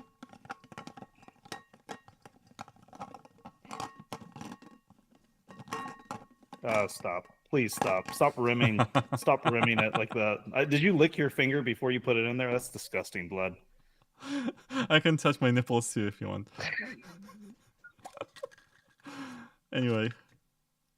Oh, this is the best one ever. Activate BIP 300. I feel like I'm All playing right. Cards Against Humanity or something. All right, so I assume if you're going to clip this, you have to clip this part. So, Paul, we have determined that really the ketogenic diet and blaming plebs for not everyone being on the ketogenic diet, the only solution really is to activate BIP 300. This goes along with like everything is fixed by BIP 300. So this is actually accurate. this is an accurate solution. Okay. Once again, what do you think about Drivechains? Like, since we're gonna clip this. I think Drivechains gets too much criticism from too many people I respect. It makes me I don't really get bothered by the flybys that critique Drivechain, but when contributors throw like stuff like MEV kind of conversations or whatever at Drivechain as being a bad idea, I don't necessarily buy it, and that seems to be the only real critique from people I respect in the space against Drivechain, and I don't buy it. Now, with that being said, I'm happy. And the other kind of situation is like, oh, well, Drivechain is a bad idea. No one's going to use it, and it's going to die, and miners are going to steal. I think that's okay. Like, let miners steal, like, prove that it's bad kind of thing, almost mentality, versus just saying it's a bad idea and miners are going to steal or whatever.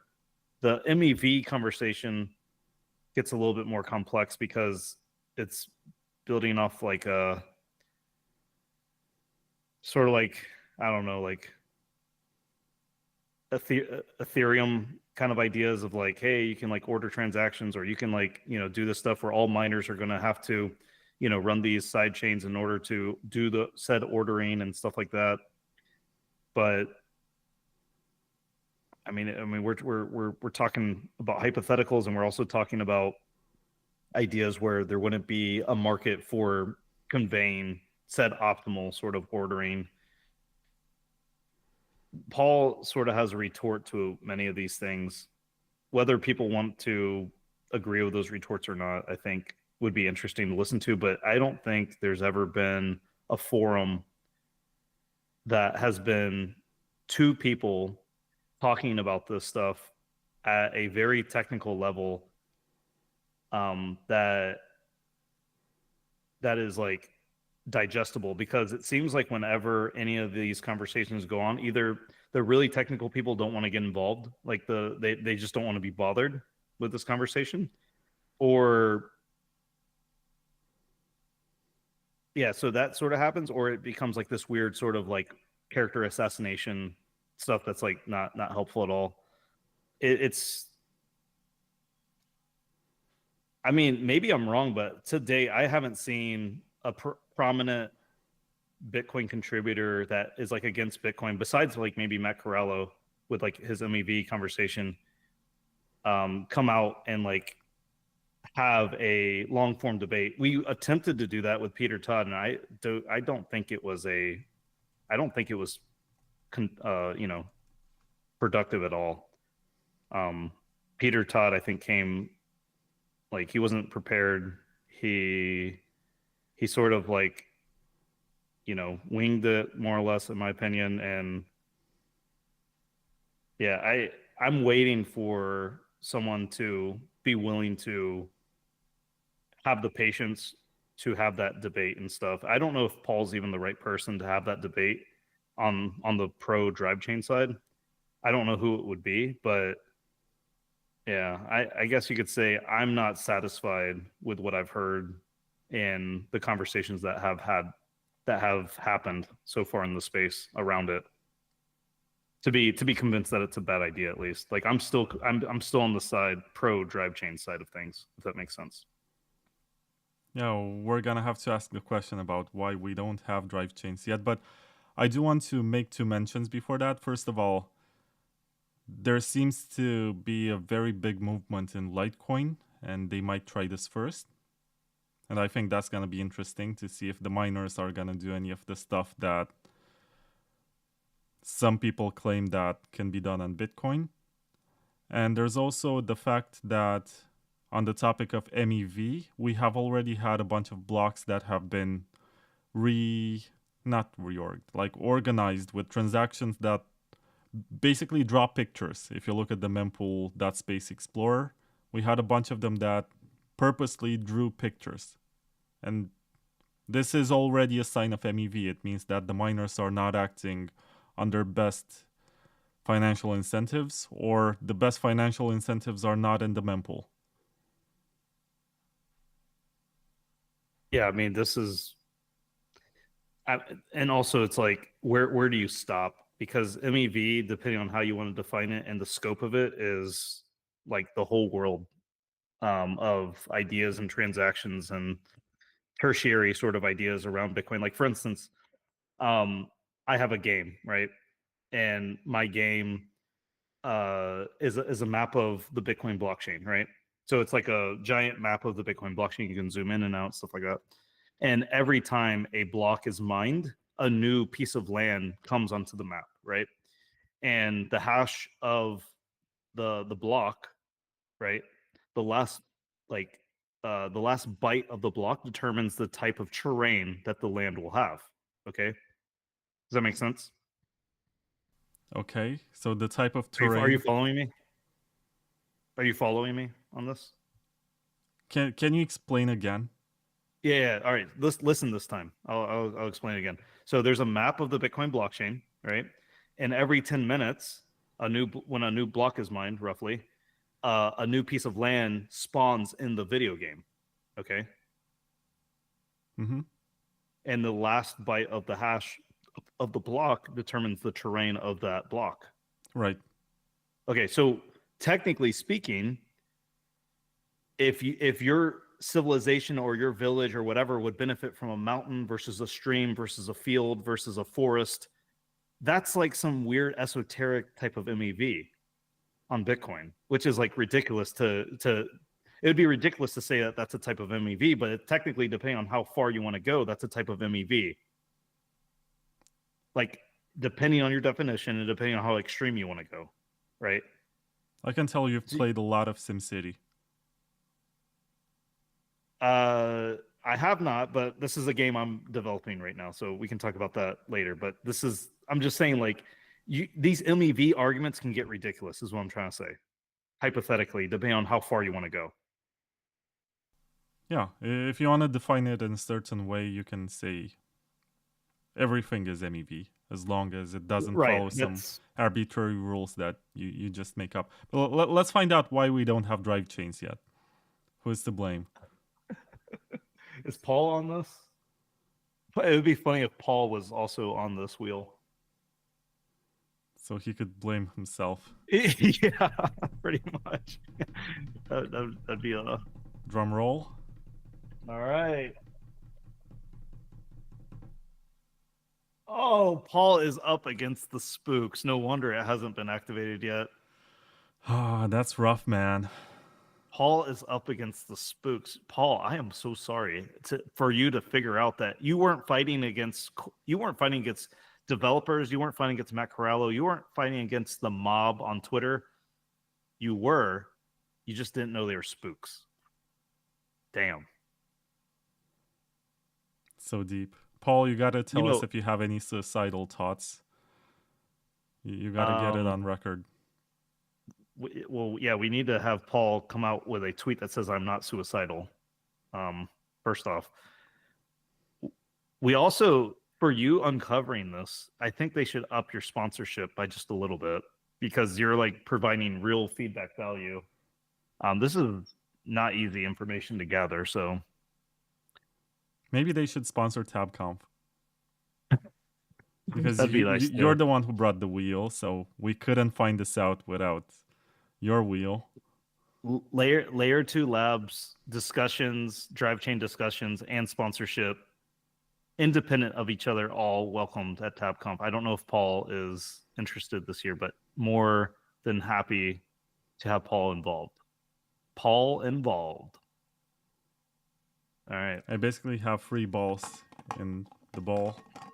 I think that's normal. I think it's normal to have 3 balls. Oh, he dropped one. I guess that's a sign. That's a sign.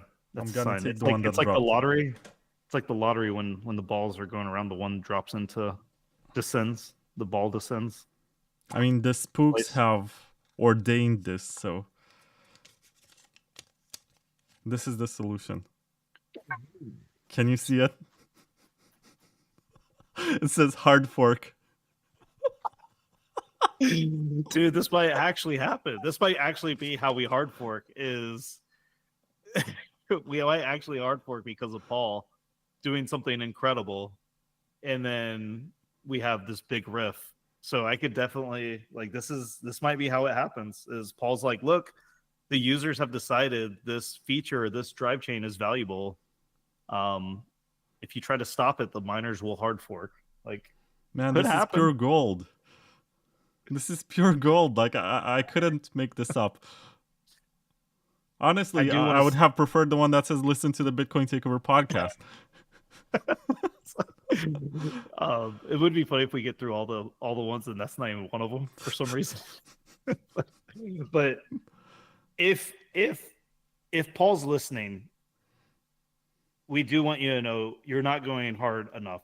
You haven't hard forked yet. And I think that's really what's missing here to get drive chain in. The spooks are just going to gatekeep you. So, I mean, is there any other way to do besides a hard fork, Vlad? Of course, convince everyone else. Like, talk to the miners. I think but how do you convince spooks? He had this CUSF approach, which means core untouched soft fork, that he was pitching to mining pools. I'm not sure what the success was for this, but yeah. What is that still the plan? I think it is. What I do respect about Layer 2 Labs is that they're not moving very fast, which means that they're very much testing this. And if you're on their Telegram chat, you can see that they do stuff to break their software all the time, purposely, because they want to stress test everything. And I respect that. They're not rushing the implementation. But if it happens on Litecoin, I can see it getting some users. If there's going to be a hard fork of Bitcoin with Drivechains, I can also see that getting some users. But it's not going to be the one that's listed on stock market exchanges or whatever. So it's going to be grassroots.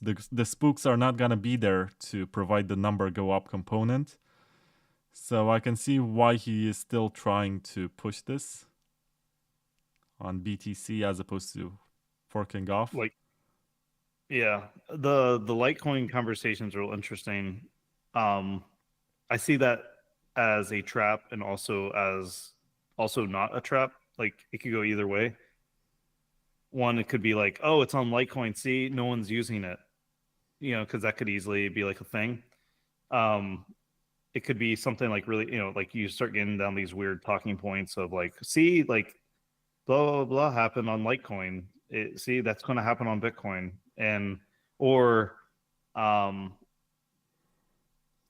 Or it's like, oh, it's a shitcoin technology. Like, it's on Litecoin. Why would we bring that to Bitcoin? It's for shitcoining on just like Segwit and Lightning. Yeah. No, it's just like I could see it being a trap because of like some weird kind of like logical, like weird point, and then people are like, oh, see, the other thing is where it isn't necessarily a trap and it could be a good thing is you say, hey, look, see, it's on Litecoin, hasn't been exploited, even though the security budget of Litecoin's like way less. We had a bunch of contributors that said, hey, why don't you deploy it to Litecoin first to like test it out before we bring it to Bitcoin? And I've heard Bitcoin contributors say like these things exactly. It at least gets rid of that as a talking point, or it helps convince them. I don't know if it would actually help convince them at all, though, in reality, but it would at least get rid of that talking point. It would potentially legitimize the security idea around it and the game theory around it. So that is like the positive side of bringing it to Litecoin first, in my opinion. I mean, a lot of stuff was tried on Litecoin before it ended up on Bitcoin, starting with Segwit and continuing with Lightning Network applications. I think Phoenix was on Litecoin before it was on Bitcoin.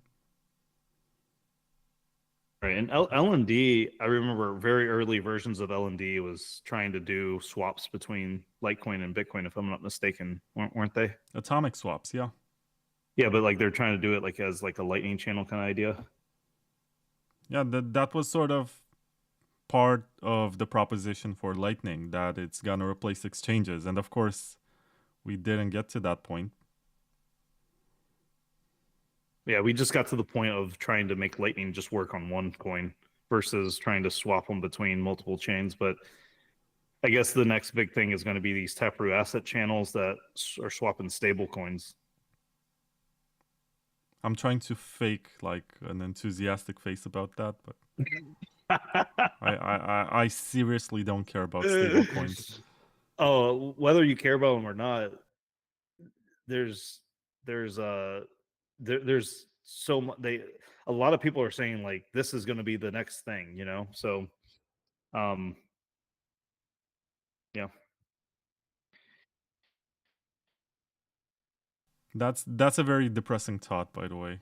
And the way people are just okay with it, and they're like, yeah, it helps people in third world countries, and a lot of these guys are under the paycheck of Bitfinex/Tether anyway, so they look the other way. They're like, oh, Tron, it's a shitcoin, but at the same time, it's the one that is most liquid when it comes to USDT.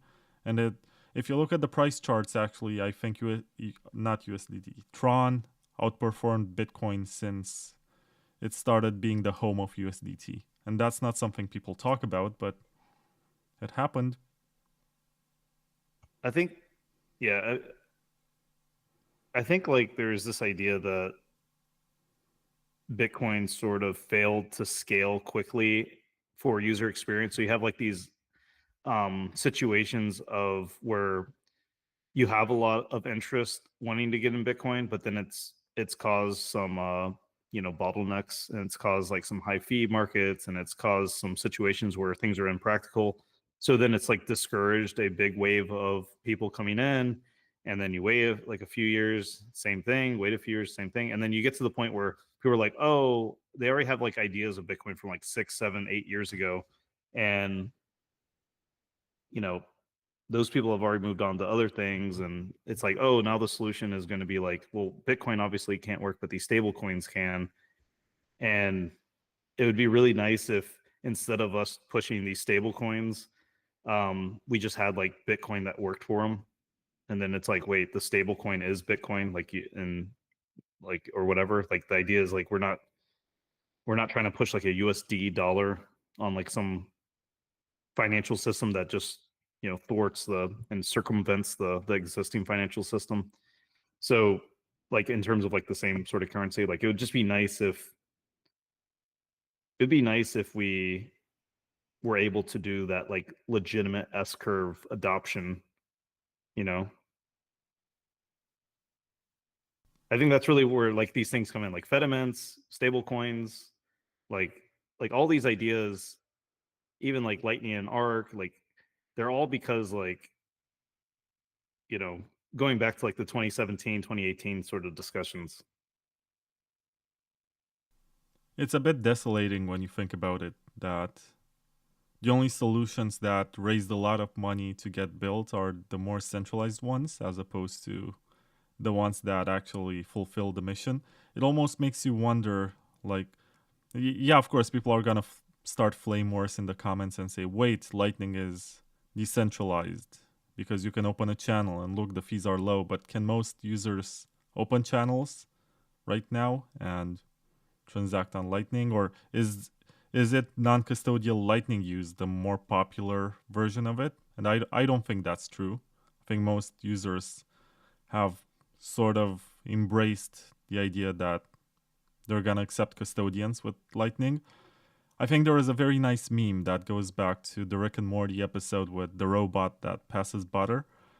But the meme was that the robot asked, "What is my purpose?" And the Rick Sanchez in the Bitcoin world said, "You get Bitcoiners to accept that." Oh, and the robot is supposed to be the Lightning Network. And Rick Sanchez said, "You get Bitcoiners to accept that custodians are part of the economy." And the robot is very sad, like, "Oh my god, it's horrible." Was that a layer 2 meme? Might have been. Layer 2 labs meme? That sounds like something that they would come up with. They have very good memes. I don't know why they don't So, become more so, popular. just to be clear, I think it's the spooks once again. just to be clear, I am a fan of Lightning. I think Lightning was marketed as something that it wasn't easily going to be ever. And I think the problem, and my theory is why people like Paul critique Lightning so hard, is because it becomes a distraction and becomes something where it's like, oh, something like Drivechains doesn't then get more adoption and more like acceptance and more, energy behind it because of these things. I actually think Lightning itself is very interesting and very good, marketed potentially like not correctly. But I think the bigger problem is we didn't also do stuff like Drivechain and other like experiments and stuff. So I actually, you know, I like Lightning. I think it's very like cool. I like the idea of making it even better. So I hope that's non-controversial.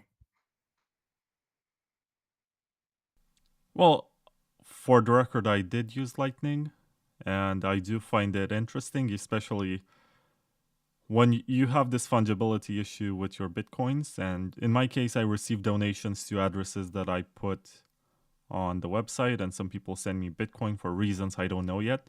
But I don't know where the coins come from, and I don't want to know where the coins come from. And what's my alternative? To send the coins like 6 or 7 hops or coin join them to make sure that some blockchain analysis from an exchange, because by the way, I do sell Bitcoin, unlike most cult members. So what should I do to make sure that there's no identity that's associated with them, and I don't have to explain to some sort of institution that I do a podcast and I receive donations and they're not going to believe me? So Lightning is very convenient because you can open a channel and you can send the coins with pretty good sender privacy to an exchange. And the exchange doesn't ask you where the coins come from. And I think Coinbase and what's the other one? Kraken and also Binance, I think, they started supporting Lightning. And it's useful for this particular use case. I think you can say the same for the ones that support Liquid, but for various reasons, I don't like Liquid. And where was I going with this? Oh yeah, Lightning. It's good for its intended purpose, but you should not pretend that it scales. You should not pretend that it's the ultimate scaling solution and nothing else deserves to be tried. It's not the gold standard by any means, and it's also very complex. Even for people who know what they're doing, they can make a lot of mistakes. And this is coming from someone who tried to operate a routing node like 4 or 5 years ago, and it wasn't such a good idea. I lost more money than I actually made because my rationale was that I'm gonna make passive income with my node, which was a very popular meme at the time, that you're gonna be this third-party intermediary that's routing transactions to others. I opened channels with all the large hubs. I even joined this Telegram chat that was called Rings of Fire, and it was about opening channels in a circular shape so that you're connected with the channels of everyone else. And I still could not get routing fees, and there are reasons for that because Lightning searches for the fastest route. And I was also using Tor because, of course, I don't want everyone to know where I keep my node. And that was detrimental to my mission. And I ended up spending a lot of money opening and closing channels, balancing liquidity, and I got nowhere. Vlad, I'm going to need you to concisely phrase this into a problem statement. So something that has someone to blame and has a solution? Yes.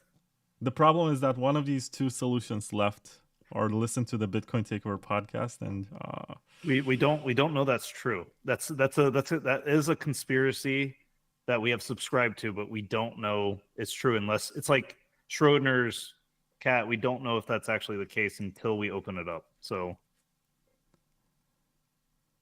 why isn't Lightning what it was promised to be? okay, so Is the that problem fair? is Lightning did not live up to expectations. Is that fair? Yeah. Who is to blame? Who is to blame for Lightning not living up to expectations?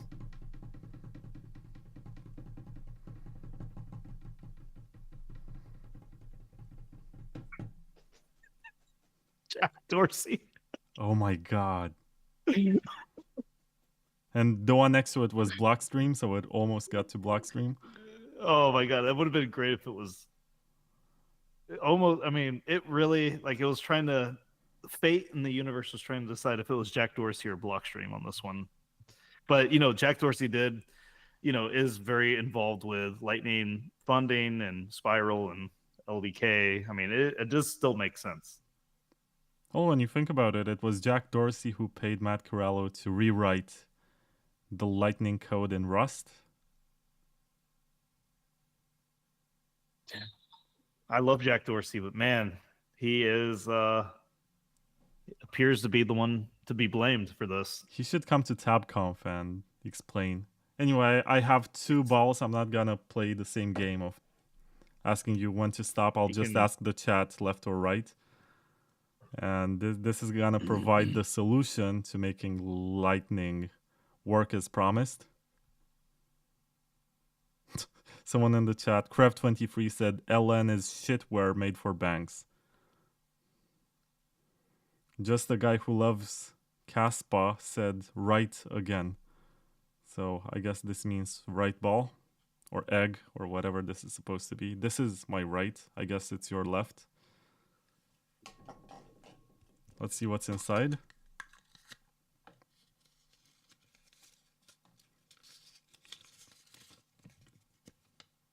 Oh yeah, predictable. Listen to the Bitcoin Takeover podcast.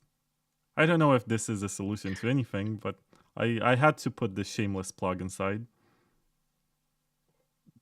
Lightning didn't live up to expectations. Jack Dorsey's fault. But to understand and to remediate this, you have to listen to the podcast. It makes sense to me. That's all that matters.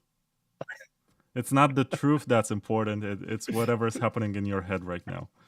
If it makes sense to you, I'm not even gonna try to elaborate. It's enough. And I have one last solution, and we have to think of a very good problem for it. I don't even know which one it is. I feel like there is a problem that I want to address, which is how many damn Bitcoin conferences there are. Period. Oh, I want to make one too. So many.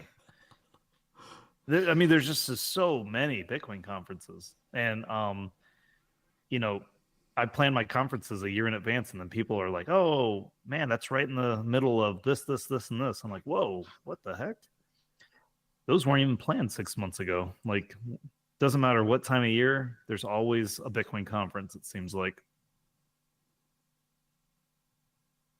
Yeah, I don't know what to say about that. It's just that people like to travel and people like to make money off of other people's knowledge. So, yeah. What can I say? I can think of a bunch of conferences that emerged after COVID. And I can argue that they're much worse than the ones before COVID.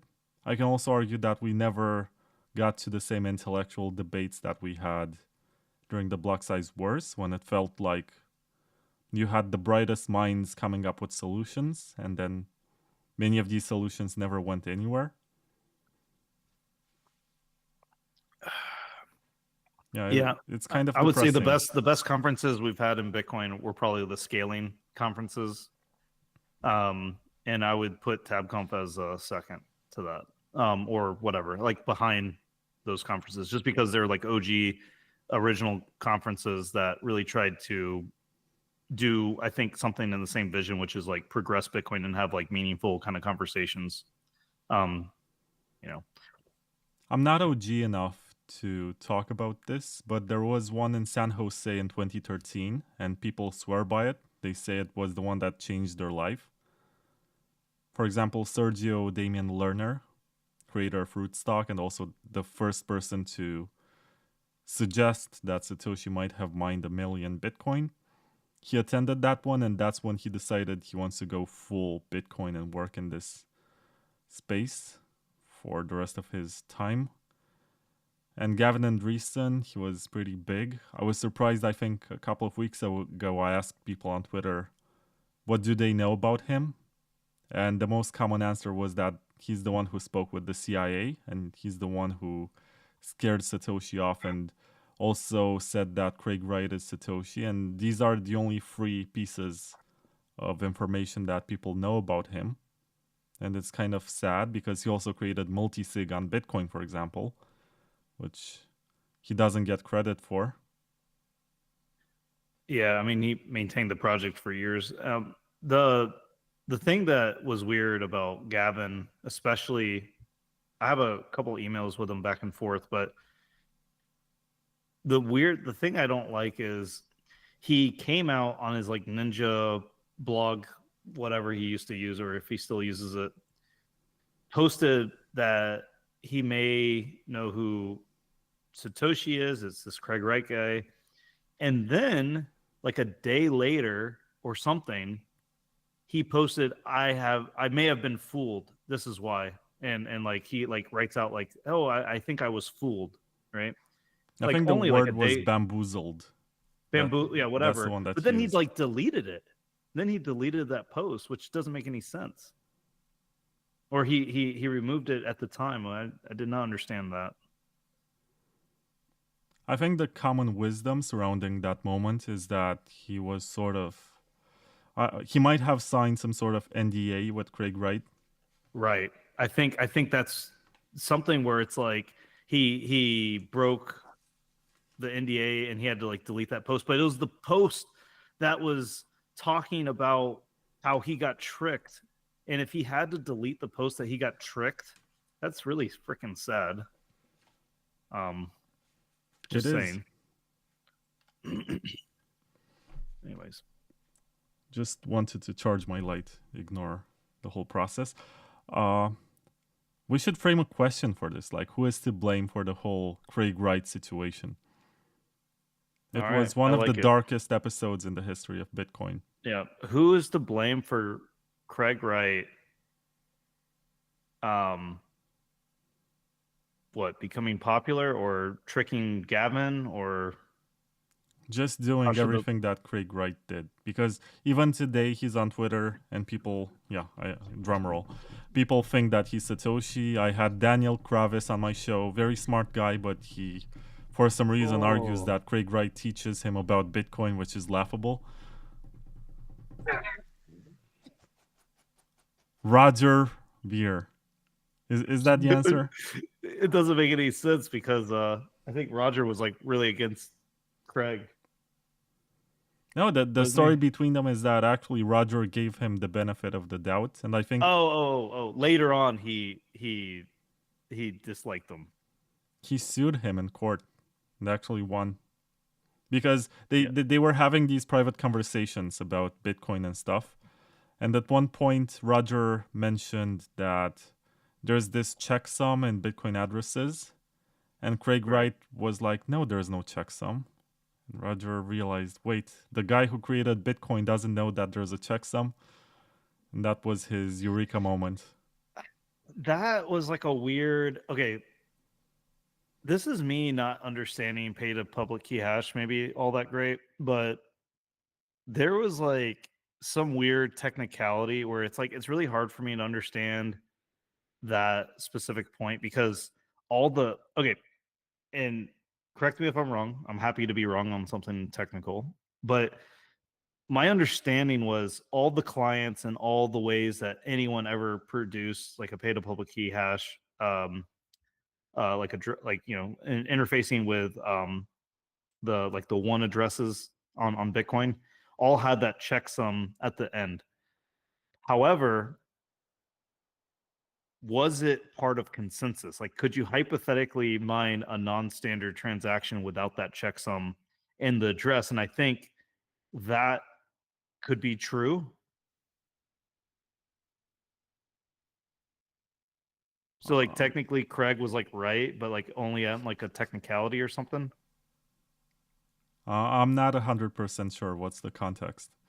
Right. But like most people, like whenever you deal with those one addresses on Bitcoin, the pay to public key hashes all have that checksum, right? And it's like very standard. Like every time you interface with it, every wallet, everything, blah, blah, blah, you always have that checksum. It's produced like in a standard normal way. But then I'm wondering if it's like some weird technicality where it's like technically you don't need it and it's going to be like a burn address or something.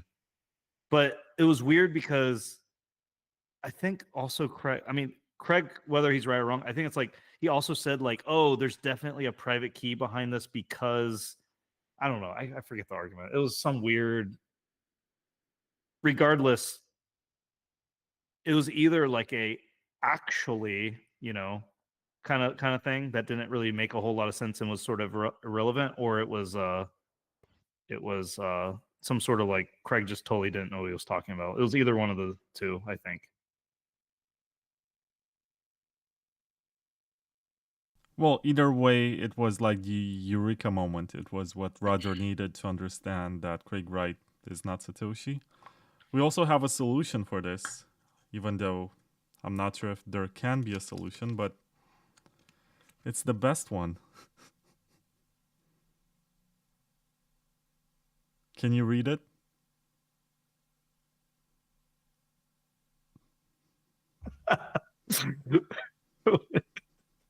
Yes, sell all your Bitcoin. Yeah. So wait, Roger. I mean, dude, I like how some of these things kind of line up in terms of theme. You know what I mean? And I also have to mention that there was no coordination from your side or my side in determining what these solutions are gonna be. Like I just made up something on time for our interview. I had to run after lunch basically to grab these balls. I had to buy some toys to be able to have them. And yeah, sell all your Bitcoin is part of the answer. I was thinking this is gonna end up as an answer for the conversation about Bitcoin knots, like how do we solve this community conflict? You sell your Bitcoin, but yeah. Maybe we should, as you said, evaluate or reevaluate this fortune telling methodology. It's peer to peer, it's also decentralized in some ways. And it's random. What do you think is a legit reason to sell all your Bitcoin? Like, what's the catastrophic event that is gonna make you say, okay, I'm done, I'm out? So I think it's going to be something along the lines of a boogeyman sort of thing where the technology is broken, there's no clear recovery path, and you're just trying to exit before other people can. Some sort of like uh whether I'm just putting out something random, like a quantum attack without any sort of preparation is, I think very unlikely, but like that might be a situation where Bitcoin sort of crosses the line morally for that individual or ethically could be a situation. But I mean, there's not going to be many reasons in actuality. I do want to say one thing though, just to follow back up, because I like technical conversations. The checksum and the pay to public key hash addresses is not part of consensus. So yes, you don't need that checksum. Hypothetically, I mean, obviously, you're not going to ever be able to spend those coins, but if you have like for instance, the counterparty address has a checksum. It's like one counterparty XXXXX and then the checksum or something. You technically don't need that checksum. I would love to be corrected on that, but I believe that's the case. I think it's part of maybe like relay policy and stuff, but I don't know if it's part of consensus. I think you literally just end up burning those coins, and destroying them essentially if you send to like a fake address or something. Anywho, yeah, not to defend Craig Wright or anything, but I think that is technically how it works, or what you could do. Well, some So BSV I think people a lot are of like in awe right now because BitVM was discovered, right, by Robin Linus. They're like, well, Craig Wright has been claiming that Bitcoin is Turing complete since 2015. yeah, dude, the BSV people are real interesting. I remember having a I remember joining Clubhouse. Some people got me on Clubhouse, and there's a BSV group on there, and I joined and talked to them, and I said, at what point are you willing to understand that Craig Wright is full of it and that you're willing to abandon BSV? And everything was like, oh, well, he says he's going to do this in the next 2 weeks, or this in the next 3 months, or whatever. Definitely after that, we're going to abandon it. And I think slowly after time, I mean, I can't imagine many people are still on board with BSV at this point. I mean, is it really just Daniel Krawitz? Daniel Kravis, there's another guy who does a podcast that's called The Crypto Vigilante, which I think he inherited from Jeff Berwick. So there are some ties here. There's also a guy who runs a meme page, which is about Slavic squatting Slavs in tracksuits. That's what it's called. Squatting Slavs in tracksuits. It's really fascinating. It's an interesting topic because in Eastern Europe, squatting is quite a thing. Like when people are talking or whatever and they don't have a bench to sit, they just squat. And tracksuits are also popular, like especially the Adidas ones. Like everyone has one in their wardrobe. Are the Slavs like the real Bitcoin maximalists that don't have any chairs, not even in their house, but like on the streets and in their society? There's just no chairs, so they're the real Bitcoin maximalists.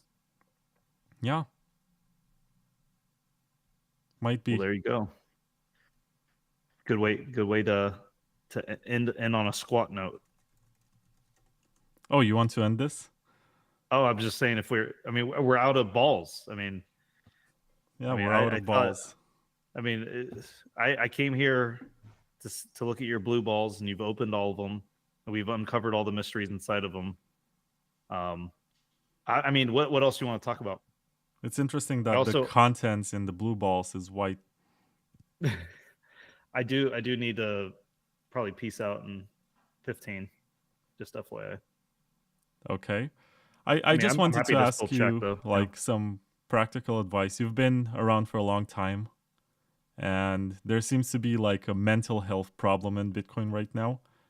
Some are becoming overzealous, and others are sort of losing interest. Like, how do you navigate all of this noise and chaos? And how do you even find some kind of voice who is reasonable? Because, of course, I'm not sure how objective you are in this conversation, where Ocean Mining and Knots are trying to say that Bitcoin is being attacked and this is a CVE, it's a hack, they're exploiting the code, they're raping everyone's nodes. I don't recall all the narratives that they have been using, but where do you find some sort of clarity in all of this situation? And what do you recommend to people to actually do when they stumble upon this manufactured crisis? Yeah, it's a great question. So I think it really depends on how and why you got into Bitcoin.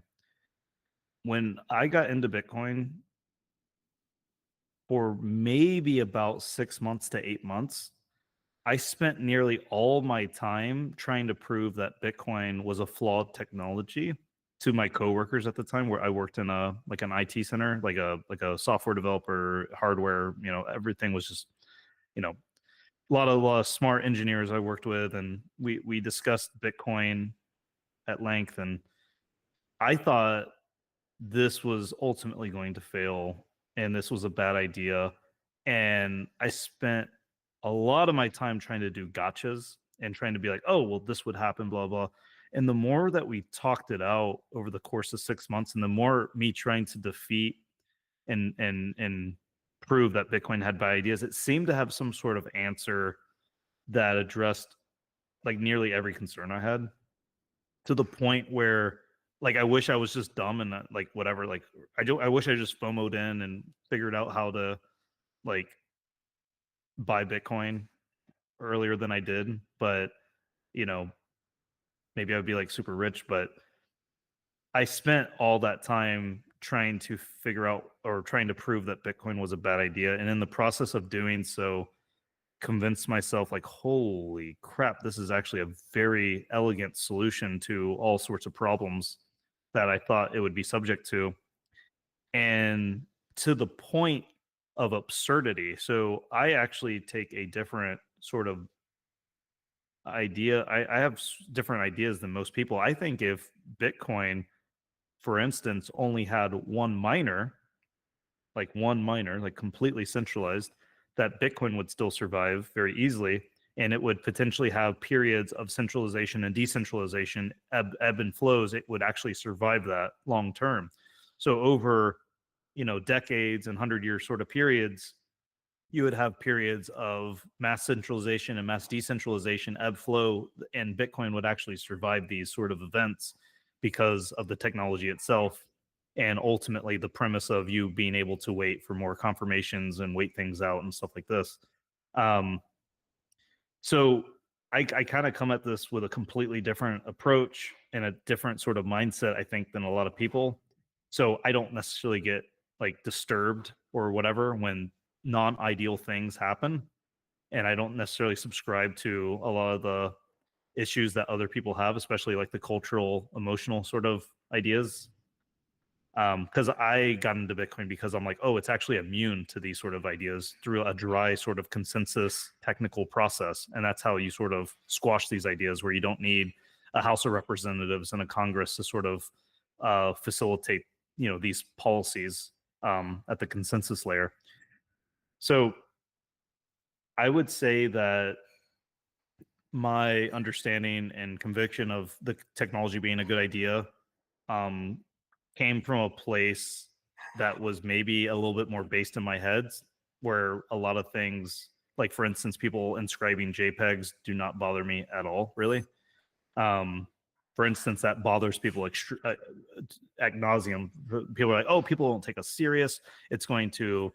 People are going to price out financial transactions. People are going to blah, blah, blah. People are going to do this. Like, I'm like, bro, like, I've already thought about this. I thought about these kind of things for months and months and months. And like, are you just now thinking about this? Like you've been in Bitcoin for 5+ years and now this is bothering you? Like what? So, I think that has something to do with it. You have to sort of understand that the premise around Bitcoin is actually a little bit more robust than we give it credit for.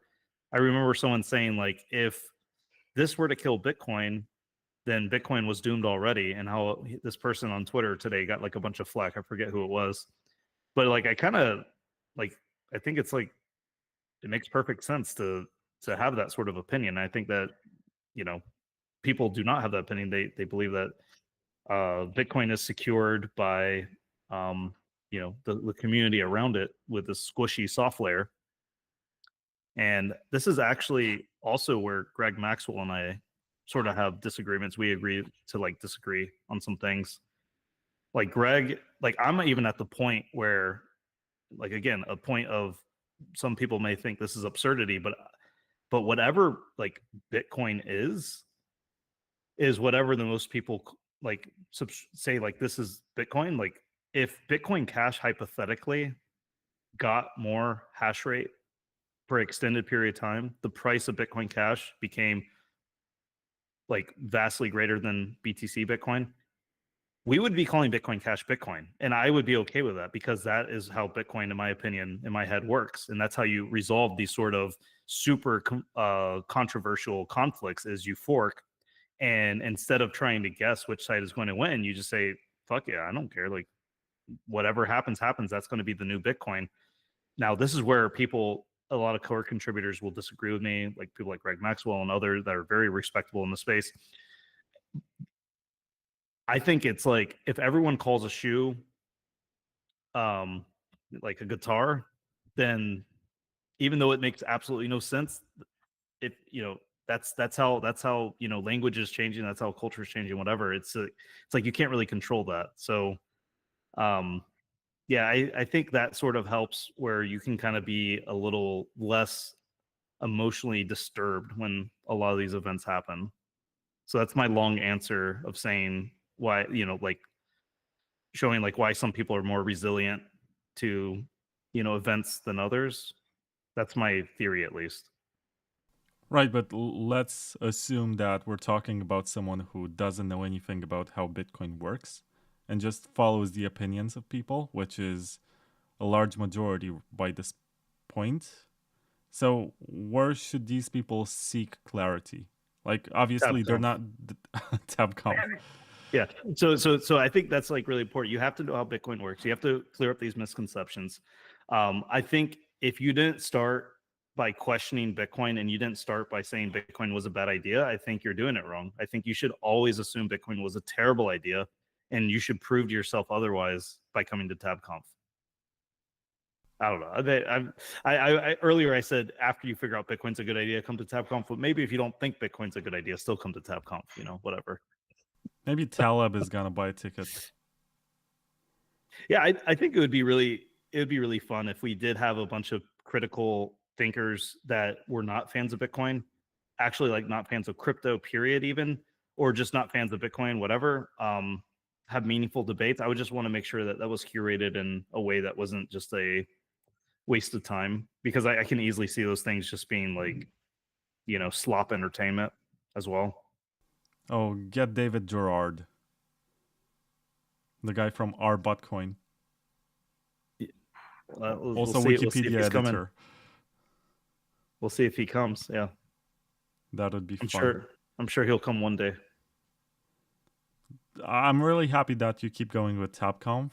It seems to be, I'm not sure if it's growing every year or if there's like a constant number of attendees, but the fact that it's still happening and it's still going means a lot. There's a lot of value in traditions, and I hope that this year I'll be able to join it under some capacity. And I do want to present you my comic, which once again is called Bitcoin Year 1. And it was drawn by my girlfriend. I'm very proud of the outcome. And I basically, I'm trying to make it kid-friendly and also make it friendly to anyone who doesn't have the patience to read a book or scroll through lots of Bitcoin talk threads to come to some conclusion about what happened in the history of Bitcoin. And if this becomes successful, I can do about basically, I think the second year of Bitcoin is more interesting. It's when we got Gavin, it's when we got Laszlo, Vladimir van der Laan, and all of these people who changed. Was it Greg Maxwell who joined at the time also? I'm not sure. His stories. I think Greg was like a 2010, 2011 kind of joiner, but he might have been earlier. I don't know. Yeah. Anyway. But I will say, so I kind of lied. I do like to read sometimes. And one thing I love reading about is history, especially of the space I'm in. And one book I really much enjoyed was Aaron with Weirdem, Van Wirdum, yeah, the Von Weirdem. Genesis book. That is my favorite book, hands down. Is that I of all the books, or also just the Bitcoin books? All the Bitcoin books. So far, that granted, I haven't given really much effort to any of the other books, but I really enjoyed that one. I love history, where I feel like it's right. I feel like he did like the effort to like, drill into these things. Anyways. So if you're also doing like history, I would probably be very, very inclined to like read it. So thank you. Yeah, I've had Aaron on. He spoke about his book. You can listen to that episode if you want to find out more. Thank you very much, Michael. This has been very much fun, and we actually, if anything, I think this episode proved that there's merit to fortune telling. Oh, what is this for? We're just fortune telling. We're free balling. So we have no more balls. We get the answer before we get the question. Casey Rodermore. That might be the next guest on the podcast. I don't know. That's how you figure out your next guest. You spin the wheel, and that's how you know. So Casey, you're up next. I'm passing the ordinal torch. Was it the ordinal baton to you? You're up next on Vlad's podcast, the Bitcoin Takeover. I will listen into that, Casey. Can't wait to see you in action. Thank you very much, Michael. Buy your tickets to TABConf. The website is 7.tabconf, which is TABConf.com. And or also just tabconf.com. We'll take them there. Yeah, and also thanks to the sponsors, which also Michael absolutely adores. Bitcoin.com News, Layer 2 Labs, Citrea, Sideshift.ai, and no one's. Thank you very much. I'll see you in the next one on Monday when I have Vic. It's actually Vikrant Sharma. I think that's the way you pronounce it. CEO of Cake Wallet. So it's not Casey Rodermore, unfortunately. Oh, that's so nice. Vic from Cake Wallet. He should sponsor TABConf. I should tell him. Wait, are you talking about Vic? I think we predicted him correctly. Vic? Yeah, right next to Vitalik. Yeah. Boom. Then no one will ever know. Thank you, sir. Hope I'll see you in Atlanta. All right, man. Thank you. Bye. Bye.